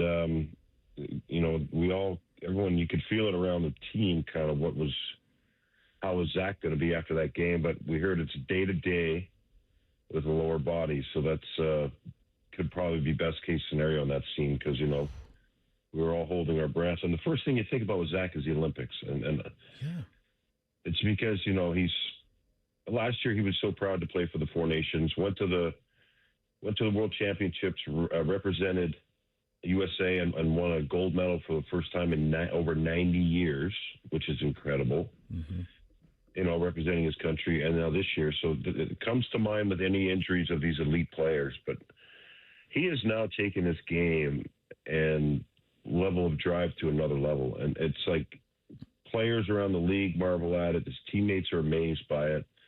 And Zach is still the same. He's just competitive, and he's just simply wants to win hockey games. And so hopefully he has a good break here, which starts tonight after we finish this, and we see him soon, but I have no idea. Okay. He, you talk about the play on the ice, Jody. He had a post-game availability last week after the loss to Minnesota that ended that home stretch where they went 1-3, and where I went, oh, that's now he's grabbing that too, like that vocal leadership. Like he had that press conference. He said, I keep hearing people say we're playing the right way. Well, we're not, because we're not getting wins, and maybe we're not a good team. And that's the first time I've ever heard him talk like that, Jode. Certainly I remember the stuff. I'm blanking on it with, oh my gosh, the forward that was with the Jets who came here, and now I'm blanking on his name, and then he never was healthy. Patrick Laine. Thank you. And he had those comments there. Why would I blank on Liney's name? But this was the first time that I heard Zach grab kind of the whole organization by the throat. Did that seem as significant to you as it did to me? Yeah, it was very direct, very significant in a way that he was beyond frustrated with losing that game and having another individual and kind of effort trying. You've seen great athletes do this within team sports, where they just try to simply will with their skill and drive and do what they can to push it. And it felt like it was going to be pushed to the top, and he was so disappointed. And again, he started the game in that one and left. He took a puck to the, where'd he get that one? To the lower leg, went down the runway, first shift. Jeez. Second period, first shift, he takes one in a tough area. So he was not feeling totally comfortable either. And to sacrifice and feel that and not have the victory, he expects more. And it sounds like he expects more from him and his team. And I think that's an important message. I think there's a lot of teams that are struggling right now that I look at, and you just hear sound bites out of the locker room. And, that lasts for so long. And we've heard that a lot. And I think we've seen that too. But now to see Zach do that, it's a really good point. It's a valuable message and a valuable feeling coming out of the walls of the locker room. Look, this is a game that is going to be, the puck's going to drop at 10 o'clock Eastern, obviously 7 o'clock local. It's part of a 2-game trip out west after a 4-game homestand. You mentioned the break that's coming. It would be easy to say, hey, let's just get to the break and see if we can get all this sorted out. But it's a much more pleasant break if you go in there with a win. And obviously this Kings team's a little bit better off than you are in terms of where they are in the standings. But how important is it for you? What would it mean to just get I know it's 1 of 82, but to just get a win and go into the break on a little bit of a good note? It's massive. I mean, winning cures all, right? It's right now the food's no good. Right. The way everything stinks, and it's just nothing's fun. You play to win, and it's not. I mean, the wins are the most important thing in this whole process for this team now, and to hit the break. Every team wants to hit the break with a win and feel good leaving the locker room and getting on the plane tonight. And it's good for mentality. It's good for belief in what they're doing within the team. It's good for individuals. Like, there's a lot of individuals that are pressing here to get, try to contribute in these losses, and they're playing important parts, but they're not getting the goals and assists that they're looking for. And they want to do that here tonight and hit a break and enjoy it a little bit more and come back and kind of be like, okay, let's go from there, because it takes a win or two to start to get on a roll, and that's what this team needs to do. So, LA is a tough team to play against too. It's good. There's no easy nights. That's the other thing in the National Hockey League. Teams that are in this situation, where the Blue Jackets are 500 and just out of the playoffs. There's no easy nights. So it's like the effort and is there for a lot of players. Got to get the result here tonight. Can't just look to the break. No way. No, can't. And it goes to kind of a conversation we were having about, like, it's one thing when you have overtime losses, but when you have regulation losses, then all of a sudden you're not getting any points, and then that separation starts to happen. If you were put yourself in the shoes of Dean Evison as he gets through this one tonight. And you and I won't have a chat again until next Monday. You'll be in Ottawa for that game at Ottawa when we get back for the break. Jack's, of course, at home Sunday against the Islanders, 5 o'clock. So that's always a fun one. But you and I won't have a Shelley time until next Monday. If you're Dean Evison and you have a checklist of things that you want to kind of reset here in this break, what's on that list? Well, getting the power play going is massive for this team. You know, it's you look at some of the wins and losses. It's that moment in the game where that group goes out there and and then you end up looking at the power play chances, and they come up with no goals, and you lose a 1-goal game. You know, that has to get going. I just simply think that there's the attitude in scoring goals has got to be there, and to make sure they get that next goal, and like team morale, and it comes with wins. I think that you're seeing efforts all night without the results, and that can get frustrating for everyone that wants to feel like they're significant and doing the right thing within a team. And so the level of frustration now, I think, has hit a pretty deep level. And for him, I think it's just simply the power play, the line combinations, the health of the team, and then get on a roll. You know, that's another big one, is the health of the team. So once you get this team together and you get the size in there that they have missing, the attitude on every line, some confidence within the lines, and keep them together, which he hasn't been able to do really, that's something that has to be sorted out. You know, Kent Johnson, 4th line, 1st line, Chinnikov, 4th line, 1st line. I thought all the lines looked good the other night. We'll see if he mixes them up or keeps them together. But that consistency he's looking for, it comes with wins, and they're just not getting it right now. All right, let's have a little fun here at the end. We have Christmas coming up in a couple of days. That was fun. Yeah.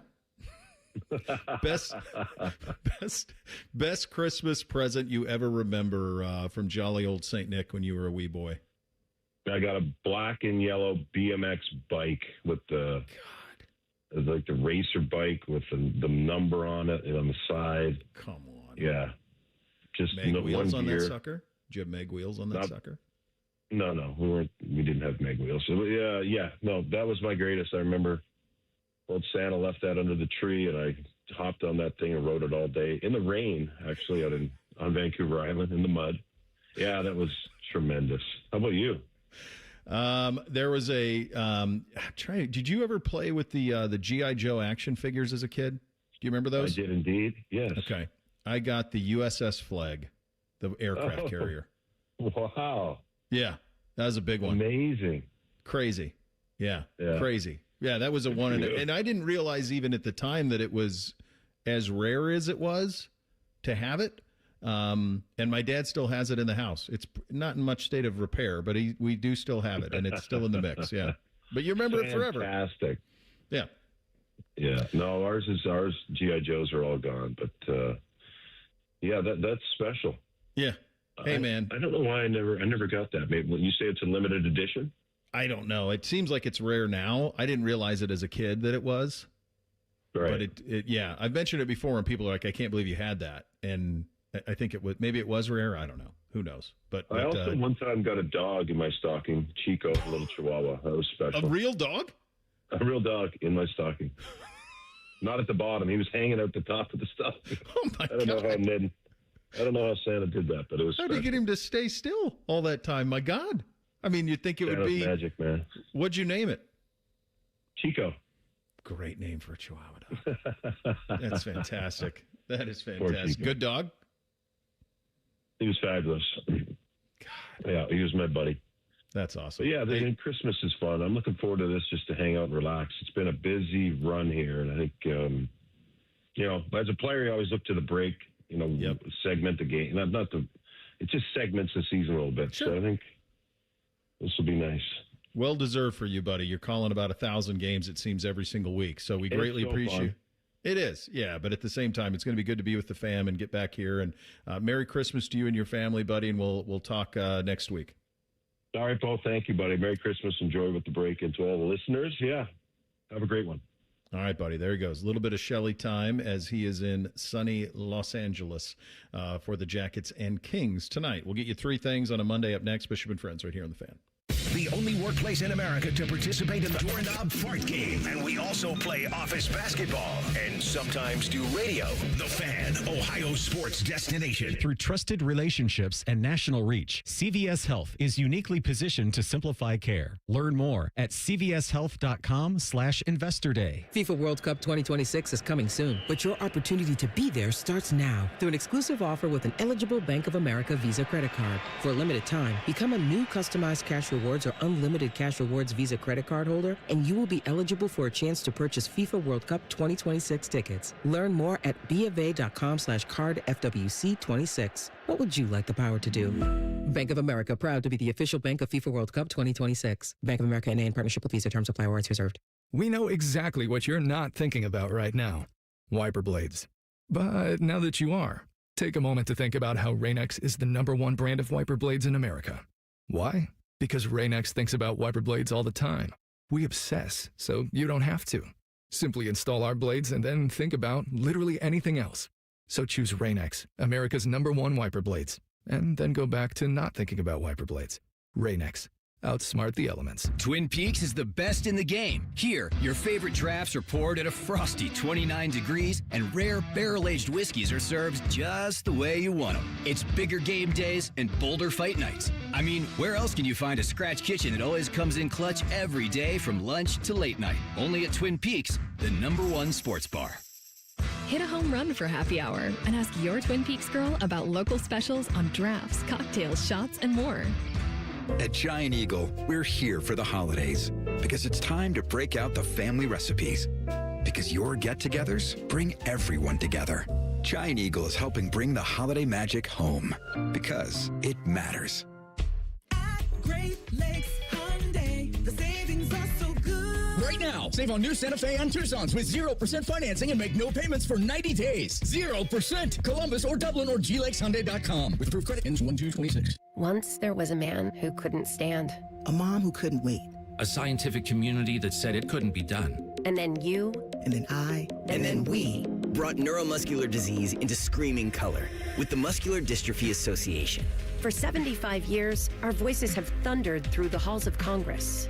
We've willed the impossible into existence. We've pushed the science, raised the funds, shifted the narrative, and transformed the reality of life with neuromuscular diseases. For 75 years, we've built communities together. Established the field of neuromuscular medicine, and made it thrive.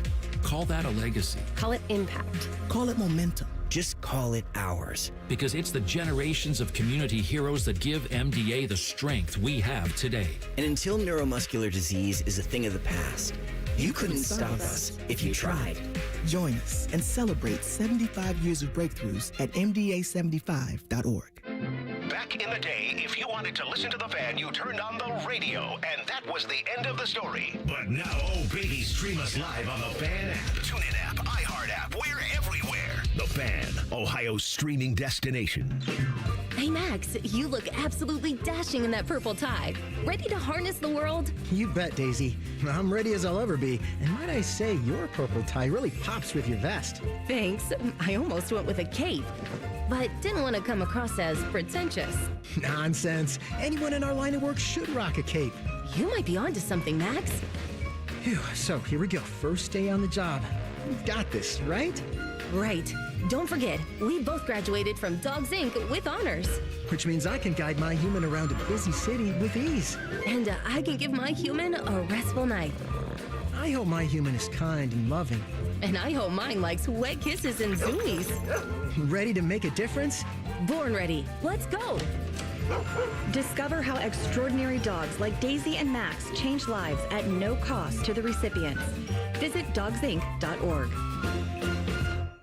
All your favorite fan shows are available when you want them. Head to 971thefan.com and hit that subscribe button. The Fan, Ohio sports destination. With friends like these, who needs former college football players? This is Bishop and Friends. All right, before we get to three things in your poll question on a Monday, we've got an NFLer to pick, don't we, Bake? Yes, we do. And, Bo, man, our guy Reese was on a heater this weekend. He's gone 13-2 so far. You, I have as 8-7 right now. Yep. So, I mean, a win tonight, that would be good for you. A good week for you as well. We've got the 40. Oh, sorry. Go ahead. Real quick. I don't know that we've ever had a 14-2. I had something like this similar, but I don't think it was in 16 games. I could go back and look. I have a record of all of it, but I don't think that this show's ever had a 14-2 NFL pick week. Yeah, I'd have to go back and look for this year as well. I know you had a couple really nice weeks. I believe you had a 12-3 week, maybe, or 11-3, something like that. But man, 13-2. That's. I was looking at that and I was like, man, I keep putting a lot of green check marks next to Reese here this morning. We've got the 49ers heading to Indy to take on the Colts. The 49ers are 5.5-point favorites. They were 6 on Friday when Reese picked this, and he took Indy and the points. I mean, it'd be silly to go opposite him because it seems like he's got his pulse on the NFL this week, but I do think that I'm going to. I think San Francisco, I think it's going to be a tough one for Indy tonight. Rivers was able to piecemeal it together. This is actually another good one where he can do that because they don't create any pressure really at all in San Francisco, so he's not going to get touched up much, but it's just a question of can Indy slow down San Francisco's offense. I like the Niners. I'll throw the 5.5. All right, so we will put you down for that, and I always like it when you guys are opposite each other. Yeah, would have been nice to be with him a little bit more last week, though, Bake, don't you think? Yeah. What do we have on the poll today? The fan poll at 971thefan.com. What is your early feel on Ohio State's matchup against Miami in the Cotton Bowl? And there's a lot left to interpretation here on this poll today, Bo. The Buckeyes will win big. It'll be a close game. Miami has the edge. Buckeyes win big is your leader right now at 54%. I guess it depends on how you define big. Exactly. I don't think it's going to be big. I think Miami's more than capable. All right, time for 3 things on a Monday. Hit it, guys. 1, 2, 3 things. Sponsored by Scioto Downs. Your play, your perks, your Caesars Rewards spot. All right, so Friday we had NBC's birthday dinner, and we went downtown to an establishment. He's getting old enough that now he picks the places that are most expensive. And so we took a car, and I was getting out of the passenger car when we got home, and I had a glass of wine and a martini, but wasn't driving. I was a passenger. That was it. So I wasn't in any way inebriated, and I go to get out of the car, and as I put my right feet out of the SUV, it slips on ice. My left leg was still in the car. Oh, boy. I heard a pop. Oh, man. Now, my neighbor is an orthopedic surgeon, and I haven't bothered Dr. Meyer yet, but I'm going to because now I don't think I did the ACL, but I definitely tore something because it's still bad. I keep hoping I could sleep it off. No. There's no sleeping this one off. I've never had a surgery in my life, and now of all the ways to do it, slipping on ice getting out of an SUV on a Friday night celebrating your son's birthday ought not to be one of them. But we can't have you on the ground looking like Quinshon here. Come on. It's not that. I don't have that. But I think I'm going to need a scope. Speaking of Quinshon and the Browns, as if I needed to feel worse about my NFL team, I saw this stat this morning, and just I guess when you see it, it's just like a punch in the gut. The Browns are guaranteed their 12th season of 12 or more losses since 1999 with their loss to the Bills yesterday. The Steelers, who they will play this week in their most hated rival, haven't lost 12 or more games since 1969. That was Chuck Noll's first year as head coach. Go ahead, Bo. No, that's just, yeah. First thing for me, there's a pretty old school rivalry in college basketball that's happening tonight, and that's bragging rights between Illinois and Missouri. That we played in St. Louis. So they had a very entertaining game last year, and I think it should be another entertaining one. Illinois 8-3, and Mizzou is 10-2. So I'm looking forward to that tonight. It just sucks that the two schools that Missouri folks hate the most, they're not in a conference with either of them, with Kansas and Illinois. I mean, they hate them both. And I don't know how far that was. It felt like there was a chance maybe for Missouri and Kansas to join the Big Ten about 12 years ago, but it just didn't happen, along with Texas and Oklahoma. Number 2 for me, sometimes you lose track of things. I'm coaching the 4th graders. We had a game at 8 a.m., 9 a.m. So we lose the 8 a.m. game by 2 at the end, just kind of. It was there. So then we get to the 9 o'clock game. We're playing it, and we're middling at best. And we get to the 9 o'clock game. We're playing a team that we're quite a bit better than, and we're up like 12 with like 2 minutes to go. And I have the kids pressing, and in my head, I'm doing it because it's like I need them to work on the press at some point, because usually we get beat, and I need to be able to work on it. So as we're working on it, the coach from the other team comes over, a really nice guy. He comes over and goes, "Hey, coach, you're up 12. Can you take this press off for me?" And I went, "Yes. Yes, I can." It's a bad job out of me. But you get so into it, sometimes you forget. But that's the way to handle things versus how things were handled when we did the weekend blitz earlier by the opposing coach in the 6th grade game. Just come ask, and I'm good. Yeah, that bad job out of me. Shouldn't have had it on to begin with. Yeah, at least we're not cussing out referees in front of the kids. So. True. I saw this. Now, this made me feel a little bit better about the Browns. Garrett Wilson last caught a pass this year on October 12th. Mm-hmm. He's still the Jets' leading receiver with 395 yards. Now, I know they have the same record, but I guess it can always be worse. That is a stunning stat. Second thing for me, I had my first bit of time on television with 10 TV on Saturday. Let's go. Yeah. What'd you do? After the Buckeye game, it was Nicole Sheeran and I, and we just talked about the Ohio State game against North Carolina and what to look forward to. God, my old stomping grounds. Yeah. It was really cool. It was really cool. 10 TV having North Carolina fans on now. Never say that on the air ever. Yes. That music means that the Jake Diebler show is coming up next. I'm off for the rest of the week.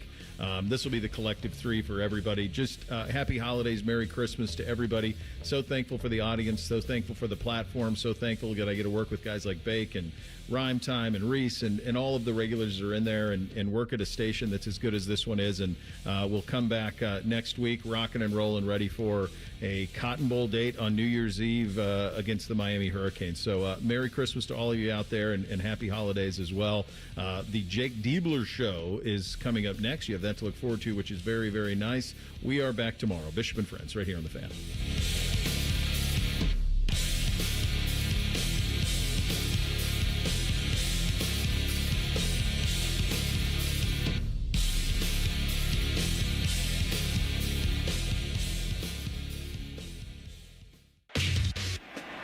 If you haven't thought about Buckeye football today, I'm sorry to tell you that you're dead. Our condolences. Your home of the Buckeyes.